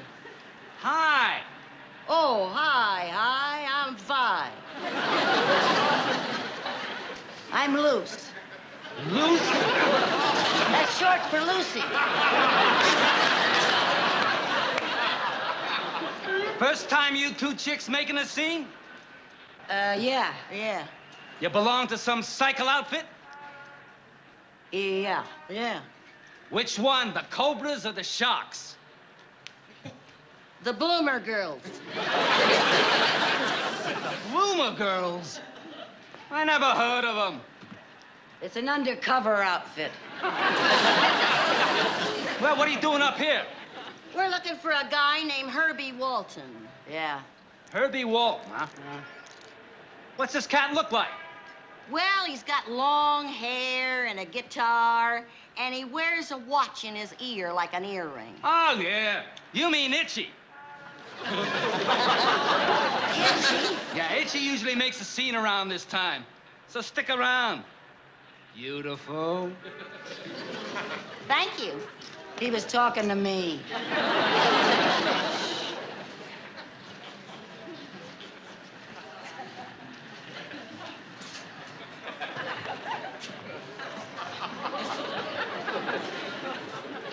Say, Harry, Yeah. take a look at those new rules and see if I'm allowed to tell her to get her foot off my motorcycle.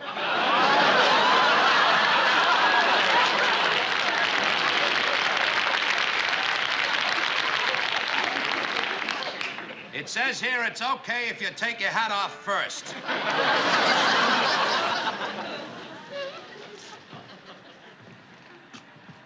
Excuse me, miss. Would you please get your foot off my motorcycle? Ah, cool it, Buzz. Cool it. Don't jabber it. Don't jabber it. Don't jabber me. Don't jabber me. Get your foot off my motorcycle. Cool it, man. Cool it. All right. Cool it. I'll call the fuzz. Yeah. I mean, I'll call the police.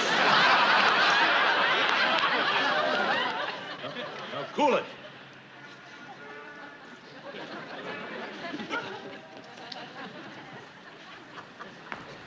Don't blow your stock, pussycat. Don't blow your stock. Oh, Lucy, I'm gonna get out of here. I want to go home. No, wait a minute. We want to find Herbie Walton, don't we? Well, I don't know. Look. There's a lot of coops going into that club across the street. Let's start in there. In the Harry, eh?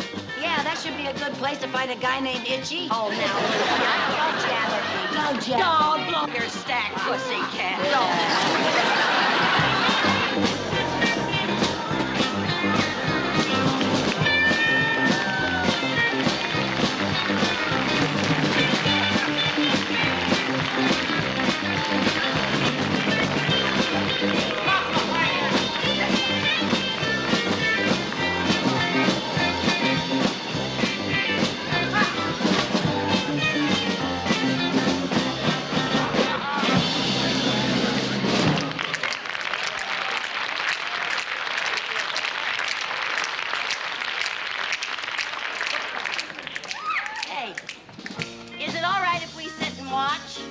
Sit and watch. What are you, some kind of squares? What do you mean, squares? Nobody comes to the Hairy Ape to sit and watch. Either you swing with the in-group or you're out. All right, man. Cool it. We swing pretty good. Cool it. Yeah, don't blow your stack, pussycat. Don't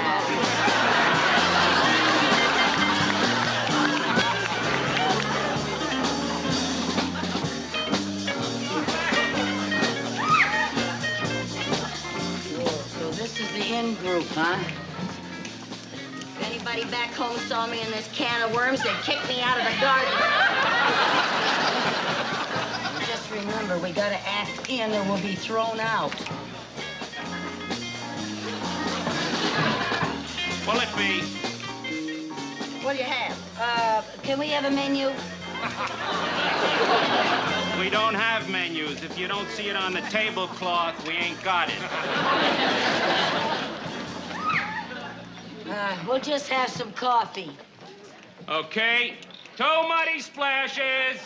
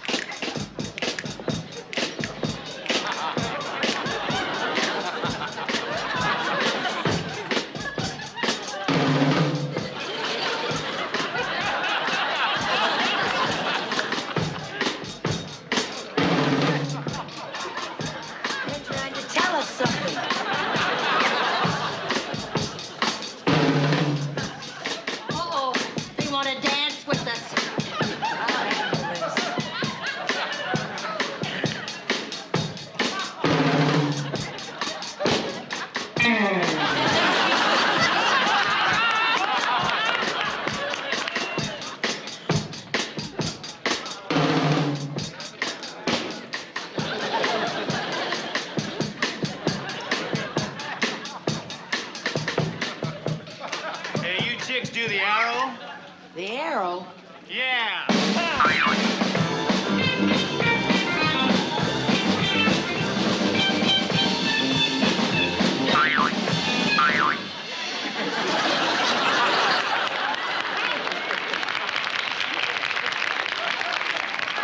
No, we don't do the arrow. How about the rooster? The rooster?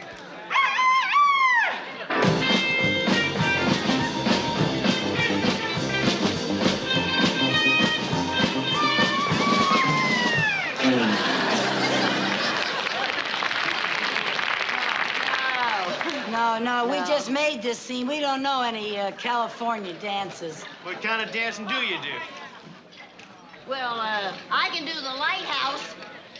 The lighthouse? Uh-huh.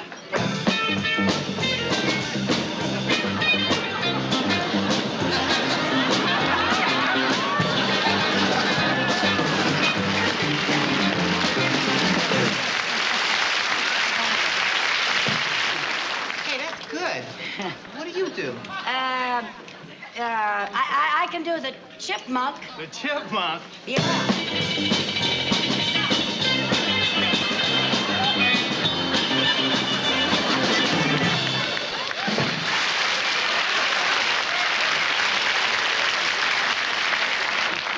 See, that was really cool. Let's cut it.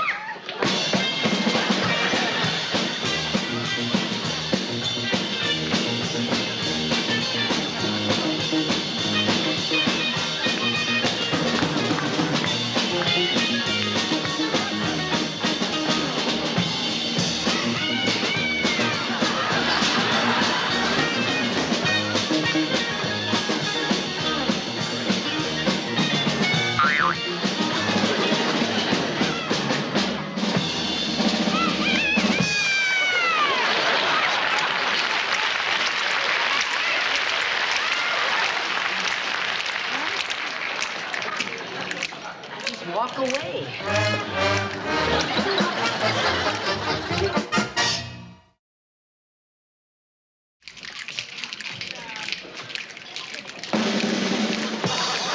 All right. We got a little impromptu entertainment. Got a new cat that wants to try his wings here at the Harry 8. Itchy Walton. He'll accompany himself on his own Gitbox.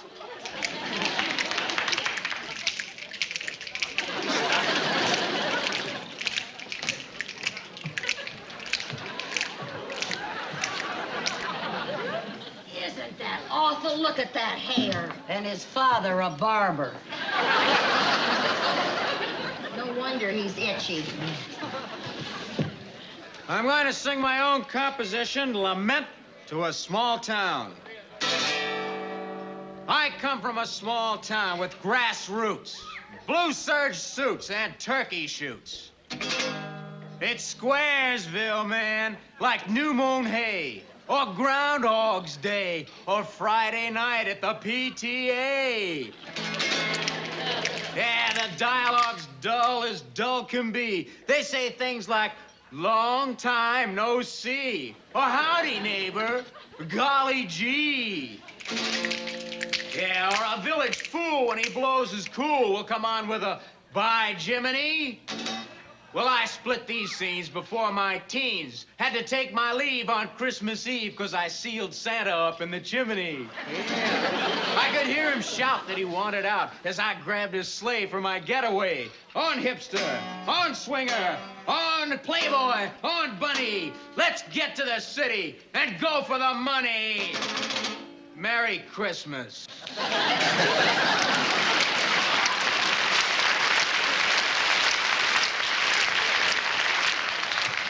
Isn't that the worst thing you ever heard? Yeah, and it'll probably sell 1 million copies.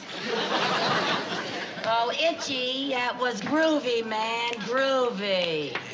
Yeah, we dig you, Cat. We'd like to buy you a splash. Yeah, sit down, have a splash with us, Itchy. Yeah, groovy. You really come from a small town, Itch? Oh, you better believe it. A place called Danfield. Real Dullsville. And when did you make up your mind to leave there? Well, a while ago. Then I came out here with all these cats and I dug all this swinging action. Well, don't you miss your parents or ever think about them? Well, you know, they're okay, but that mom and dad scene is really a drag. That's a drag. Well, not that they should be stamped out or anything, you know, but that Maggie and Jiggs action is pretty hard to take. Maggie and Jiggs. Herbie Walton, you ought to be ashamed of yourself talking about your parents like that. Herbie Walton? Yes. How do you know me? I'm Mrs. Bunsen. Mrs. Bunsen from Danfield? Yes, and this is Mrs. Carmichael. Maybe you remember her. She used to live there in Dolesville. Well, yeah, sure, but what are you two doing here? Like this? We're trying to find you, Itchy, and bring you to your senses. Oh, well, now, Mrs. Carmichael, I was just putting you on. What do you mean by that? Well, I thought you were like all the rest of these characters, and I didn't want anybody to get wise to me. Get wise to you? Wise to you about what? The hair and all this jazz. You don't really think I turned out to be one of these kooks. Well, then what are you doing here like that? I'm just getting some material that I need for a thesis. A thesis? Yes, for my psychology class. Oh, for heaven's sake. Oh, believe me, I can't wait to take this wig off. Oh, what's a wig? Oh, well, are we glad to hear that? Listen, will you do me a favor? Sure, what? What time is it? 10:30. Oh, my gosh, I gotta be cutting out. What? I mean getting back to the dorm. Well, the dormitory. Nice to see you. Oh, I'm so glad we found you, Herbie. Good luck with your thesis. Oh, thank you. Oh, when I write Mom and Dad, I'll tell them I saw you. But I won't tell them how you looked. Oh, thank you. Well, now, aren't you glad we came? Everything turned out just fine. Yeah, for once, one of your crazy schemes didn't backfire. Come on, let's get out of here. Yeah. Now we'll continue with our impromptu entertainers. Hey, Red! Do either of you chicks chirp? Yeah, my friend does. What friend does what? You. I want you to chirp. Sing a song. I couldn't sing here, Sure Lucy. you can. I don't want to sing here, You Lucy. said that you wanted me to hear you sing. Well, Now, I was come thinking on. of the Hollywood Bowl or something like that. No, I couldn't sing. I gotta have somebody accompany me. Well, I'm just dying to get my hands on this git box. Now, what are you gonna sing? My best song. Well, what's that? I dream of Jesus with a light brown hair.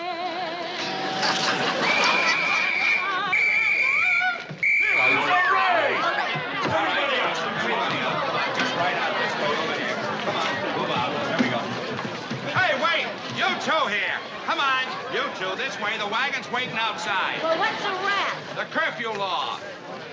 The curfew. Now, you kids know the rules. Everybody under 18 has to be in by 10 o'clock. Under 18. Oh, now listen, officer. I got no- Vivian, let's not argue with a nice officer. I hope Mumsy and Daddy aren't too upset by this.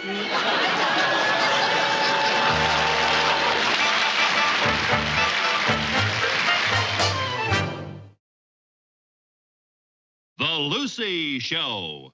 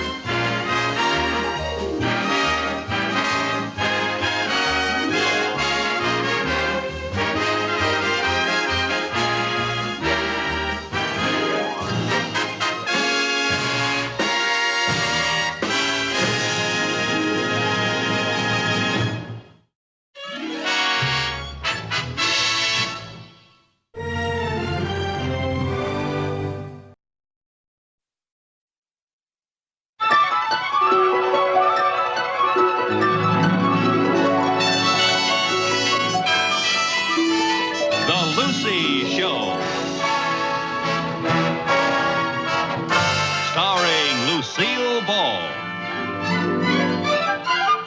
Co-starring Gail Gordon.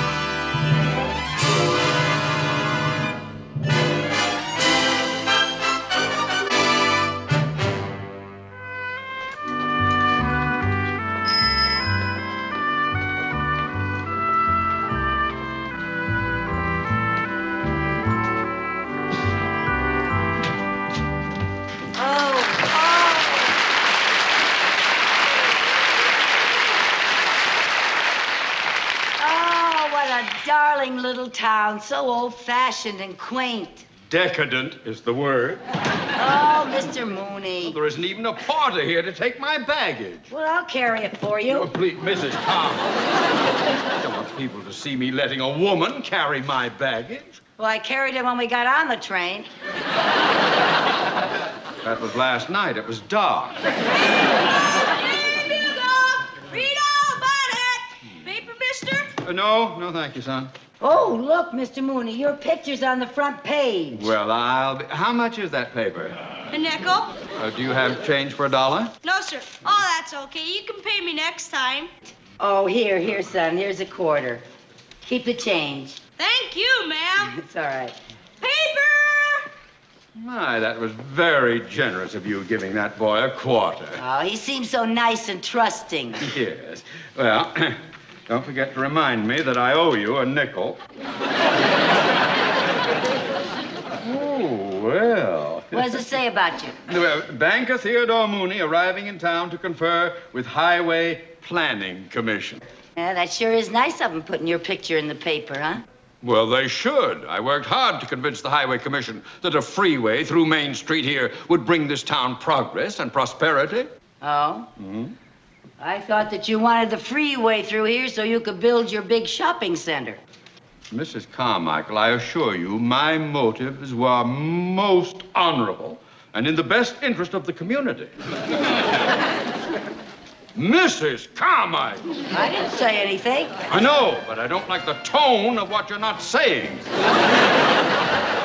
Look, the brass band. Well, I didn't expect a welcome like this. How about that? Yes.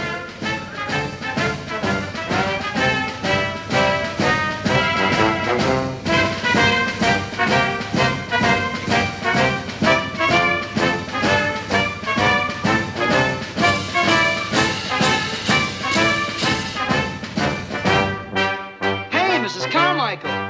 Why, Mel Tinker. What are you doing here?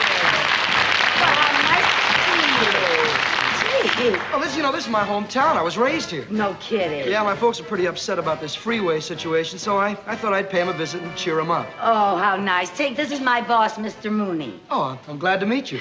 I can see that. Tink and I live in the same apartment house in L.A. We're very good friends. That figures. Mel's a musician and a composer. Oh, you ought to hear all the music he's composed. Oh, I can't wait. Well, I wrote the march that the band was just playing. Really? Yeah. What's it called? Mooney, go home? Well, no, sir. There's no title or lyrics to it. It's just a march. Well, I think it's very catchy. Da-da-dum, da-da-dum, da-da-dum, Mrs. da-da-dum. Carmichael, please. Look, I was supposed to meet a member of the Planning Commission named Weber. Can you tell me where I can find him? Oh, well, he just passed here with the band. He was in that welcoming committee? I'll point him out to you.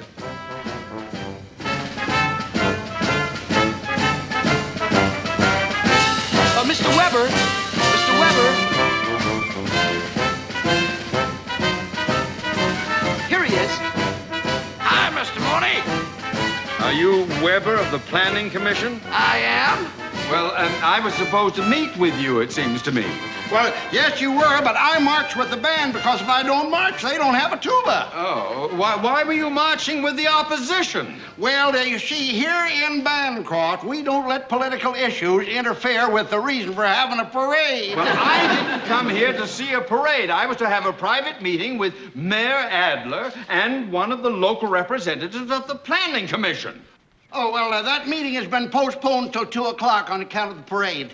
Say, would you excuse me? Band don't sound so good without a tuba. Well, take your tuba and blow.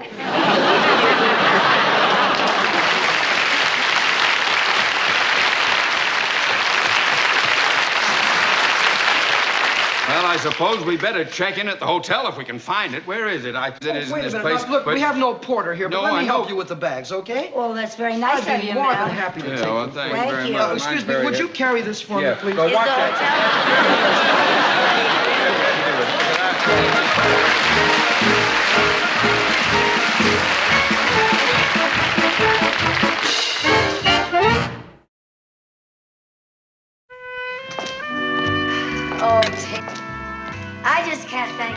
showing me around this darling little town. Gee, you know, it's been a long time since I've seen a dry goods store and a little park like that, and oh, it's so adorable, this place. Oh, that's heavenly. What do you mean, the fresh air? No, I smell hot bread. Oh, there's our bakery right there. Oh, I gain weight just looking at that window. Oh, isn't that divine? This little park is so cute. Take, what do you call those things? I've forgotten. Oh, that's a gazebo. Gazebo. I haven't seen one of those in years. You know, this is where we're going to hold our town meeting tonight. Oh, really? Oh, gotta see Doc Putnam's drugstore. Where is it? It's right over here. Come on. Now, no tour of Bancroft would be complete without a visit to Doc Putnam's. Why's that? Well, take a look. Now, to most people, this might just be another drugstore, but here in Bancroft, this is our main street of go-go. Oh, well, let's go in.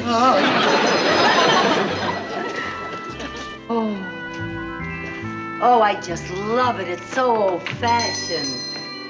A coffee grinder. Oh, smell that. Oh, and look, penny candy. Do you know I can remember when you could get a penny's worth of candy for a penny? Amen. What's going on there? Oh, that's a chess game. Now, that's Doc Putnam. He owns the drugstore. And that's John Bubbles. Now, those two have been at each other's throat over that chessboard for the last 20 years. You're kidding. Who usually wins? I don't know. The game isn't over yet. Who's the other gentleman? Oh, now, that's old Uncle Joe. Hey, he's 105. You gotta be kidding. True.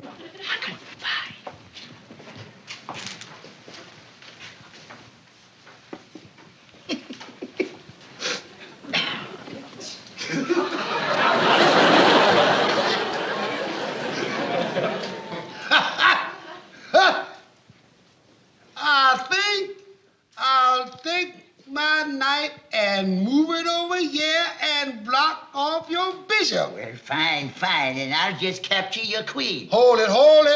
I said, I think I'll move it over there. I didn't actually move it yet. Why, you did too move it. I did not. I just jiggle it over there. And a jiggle is not a move. Well, it is when you jiggle it all the way over to another square. Well, I jiggle it all the way back, didn't I? Oh, I'm not going to play with you anymore. You keep moving these chess pieces around like they were flying saucers. I didn't move anything. I just jiggled. Now, here's a complete stranger. Now, we'll let her decide. Mitch, did he jiggle or did he move? Well, I'd say he half jiggled and half moved. What kind of an answer is that? The lady means it all depends on your point of view. Right, ma'am? Yes, sir. Oh, that's ridiculous. Look, either he jiggled or he moved. Not necessarily. For instance, take this bottle of whiskey. Now, a pessimist would say it was half empty. An optimist would say it's half full.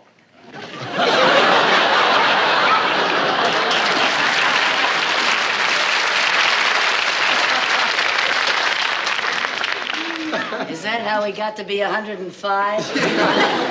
Hey, Doc. Yeah? How about fixing us a couple of sodas? Oh, yeah, coming right up.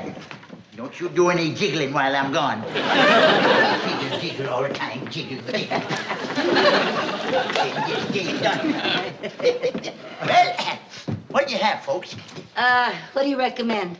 Well, I usually have a strawberry ice cream soda. Oh, it sounds wonderful. All right, 2 strawberry ice cream sodas. Oh, and Doc. Huh? In a clean glass. In a clean glass. Well, you know, Doc does pretty good on the washing, but lately he don't see so good when it comes to the rinsing. He sees pretty good when it comes to jiggling. Oh, Miss Carmichael, this is John Bubbles. How do you do, Mr. Bubbles? Hello. Old Uncle Joe's asleep. Oh, already? But Mr. Bubbles used to own the garage here, but he sold it and bought the livery stable. The livery stable? I thought horses were practically extinct. I bought the livery stable so I'd have more time to catch up on my hanging around. Well, that gives you an idea how the folks around here feel about progress. Yeah, you know something, I appreciate a small town after all the hustle and bustle of the big city. Yeah, it's a shame they're gonna bury it under a freeway. Well, are you sure it's a lost cause? You still have that public meeting tonight with the Highway Commission. No, that meeting won't do any good. Why not? Well, you know, the local people here in Bancroft just figure they can't fight City Hall. Well, then why did you bother with all those signs and that big parade this morning? Well, brass bands and parades are very big here. But you know, when it comes to politics and speeches, that's something else again. See, this isn't like an election. No matter what the local people want, the Highway Commission calls the shots on a freeway. Well, I think that's ridiculous. Boy, if I lived here in Bancroft, I'd find some way to convince the Highway Commission that they're making a terrible mistake. They are just going to ruin this beautiful little town. We already had one meeting with them to discuss the issue pro and con. What happened? Those highway officials are pros when it comes to cons. Well, folks, here's your 2 strawberry ice cream sodas. Oh. Who ordered the clean glass? For the lady. Yeah, man. Thank you. Thank you, Doc.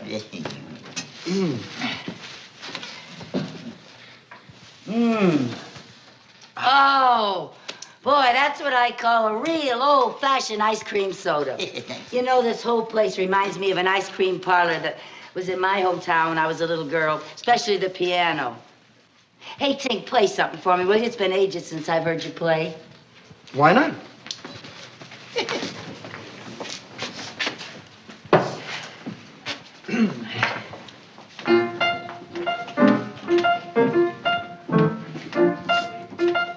Hey, Bob. Yeah? You know what this is? Diddly-bop-bop-bop-dee-dee-bop-bee-dee-bop-bee-doopy-day. Dee-doo-doo-doo-doo-bibbidi-bum-bum. Diddly-bop-bop-bop. Shoobity-bop-bop-bop. Diddly-bop-bee-dee-doo-doo-doo-doo-doo-doo-doo-doo. You know something? There were no skyscrapers in my hometown. There were no bright lights on old Broadway. There were no taxis out on old Main Street. No midnight cabaret. They were just plain people in my hometown. Always up with the chickens every morn. If a fella had a gal, he would not have to watch his pal in the town where I was born. Hey, how about some dancing? I'm ready when you are. Well, just put your feet in my hands. You got them, just don't squeeze them too tight.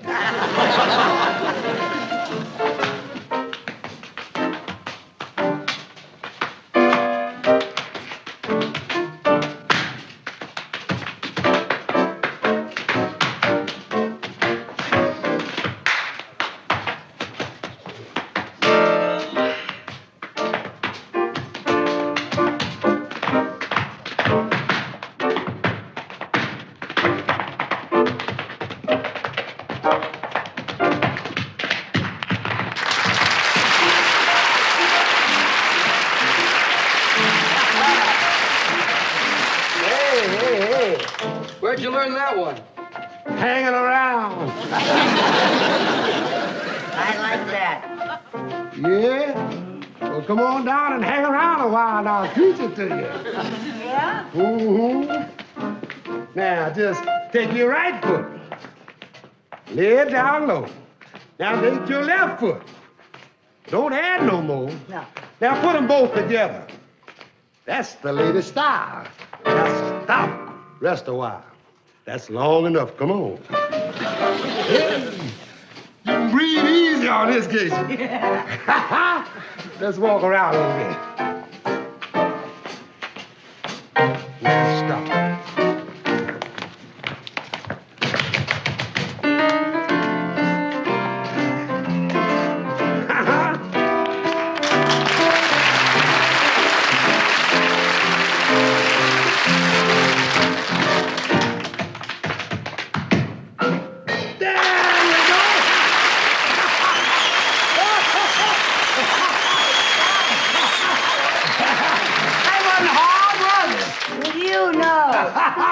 That's what happens. In the town where I was. In the town where he was. In the town where we were. Bobbity bibbity bobbity bibbity bobbity doodly doodly bap. Doo doo doo doo doo doo doo doo doo doo doo.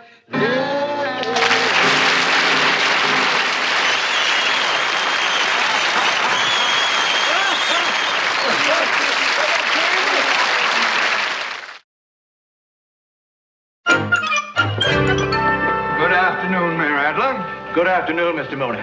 May I present Mrs. Carmichael, my secretary? How do you do, sir? How do you do? Your Honor. Oh, Your Honor. And may I say that it must be quite an honor to be mayor of such a beautiful little town. Well, thank you. Mr. Mooney, your bank has even greater assets than I imagined. Oh, no wonder you got elected. Sorry I'm late, folks. Oh, hello, Mr. Weber. Weber, I can tolerate a member of the Highway Commission marching with the protesters because the band needs a tuba. But do you have to wear it to this meeting? Well, I never can get it off after I eat lunch. Well, when you show up at that highway meeting tonight, you better have it starved off of you. Yes, sir. Now sit down. Yes, sir. Your Honor, may I say that I think it would be a terrible shame to put a freeway right down your main street. It is so beautiful. You know, I visited all your shops, and I was in old Doc Putnam's drugstore, and I walked all around, and oh, I just loved the parade this morning. Da-da-dum, da-da-dum, da-da-dum, da-da-dum, da-da-dum, da-da-dum. Mrs. Carmichael! Weber! Yes, sir. One more blow and out you go. I'm sorry, sir. Now, Weber, where do you suggest putting the off-ramp? Well, I think the off-ramp... I hope it will be where it will help the bank shopping center. Oh, it will. The highway department has said that the off-ramp will come right here, right through Doc Putnam's drugstore. Oh, you can't do that. Why not? Well, how can old Doc Putnam and Mr. Bubbles play chess on an off-ramp? And Mr. Weber, that brass band that you're so proud of, without Main Street, you know, you'll be holding your parades on a freeway. You'll start off with 76 trombones and wind up with one piccolo player. But Mrs. Carmichael... Hey, Mr. Weber, you were born and raised here. These are your people. Can't you do something to get out of this mess? Lady, I can't even get out of this tuba. What about you, Your Honor? Can't you do something? Mrs. Carmichael, will you keep out of this? I appreciate your sentimentality, Mrs. Carmichael, but I have to be realistic and consider progress. Progress. Well, if you ask me... Nobody asked you!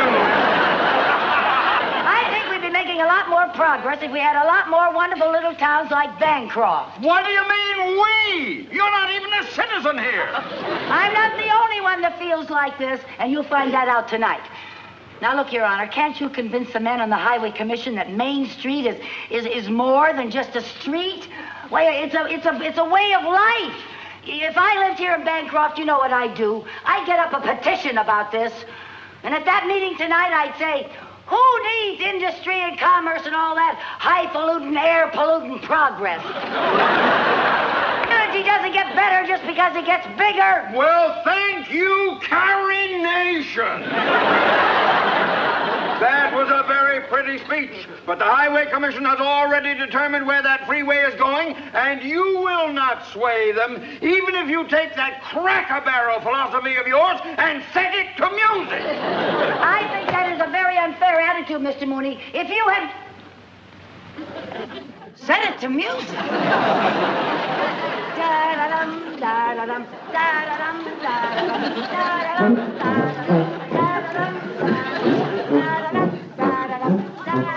Mrs. Carmichael, will you stop? Stop! I haven't even started yet.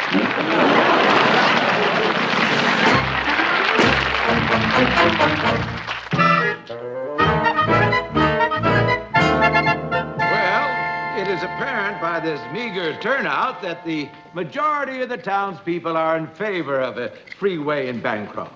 Therefore, I officially proclaim the approval of...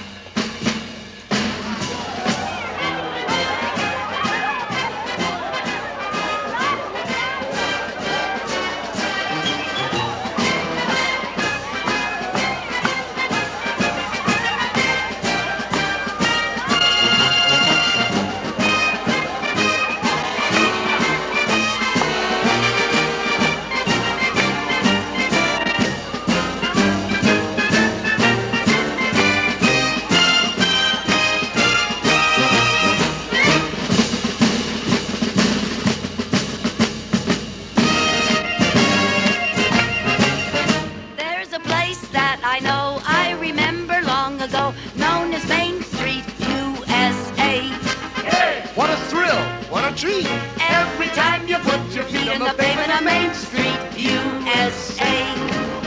Not a big thoroughfare, but you didn't care, 'cause you walked down the square and your neighbors were there, and you see all the sights that you'd seen there before, from the livery stable to the old drugstore. Life was sweet, life was slow, you would greet someone you know, and you'd pass the time of day. When your heart's in the rut, don't you ever wonder whatever happened to Main Street, USA. Hey, by the way, are you wishing what I'm wishing? What do you say we get together and sign a big petition to preserve a wonderful American tradition, Main Street, USA. There's Farmer Brown, he came to town to sell a wagon load of wheat before the price went down. And what do you know? There's Uncle Joe. Yeah, they say that he's 105 or so. I know. Oh, one side on a Saturday night, every light shining bright as can be. Isn't it fun to reminisce? And isn't it kind of sad that this is just a memory?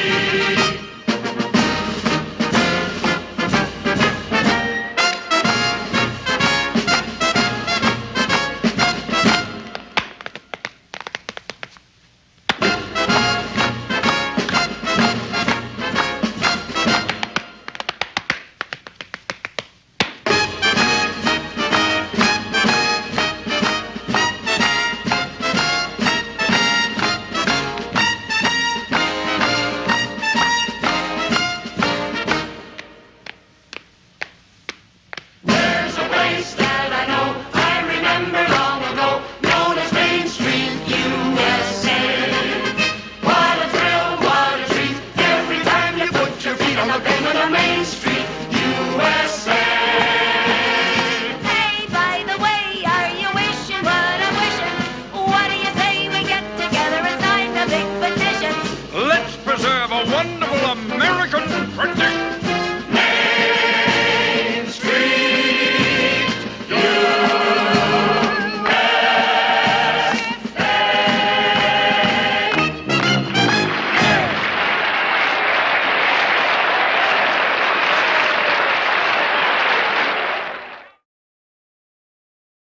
The Lucy Show.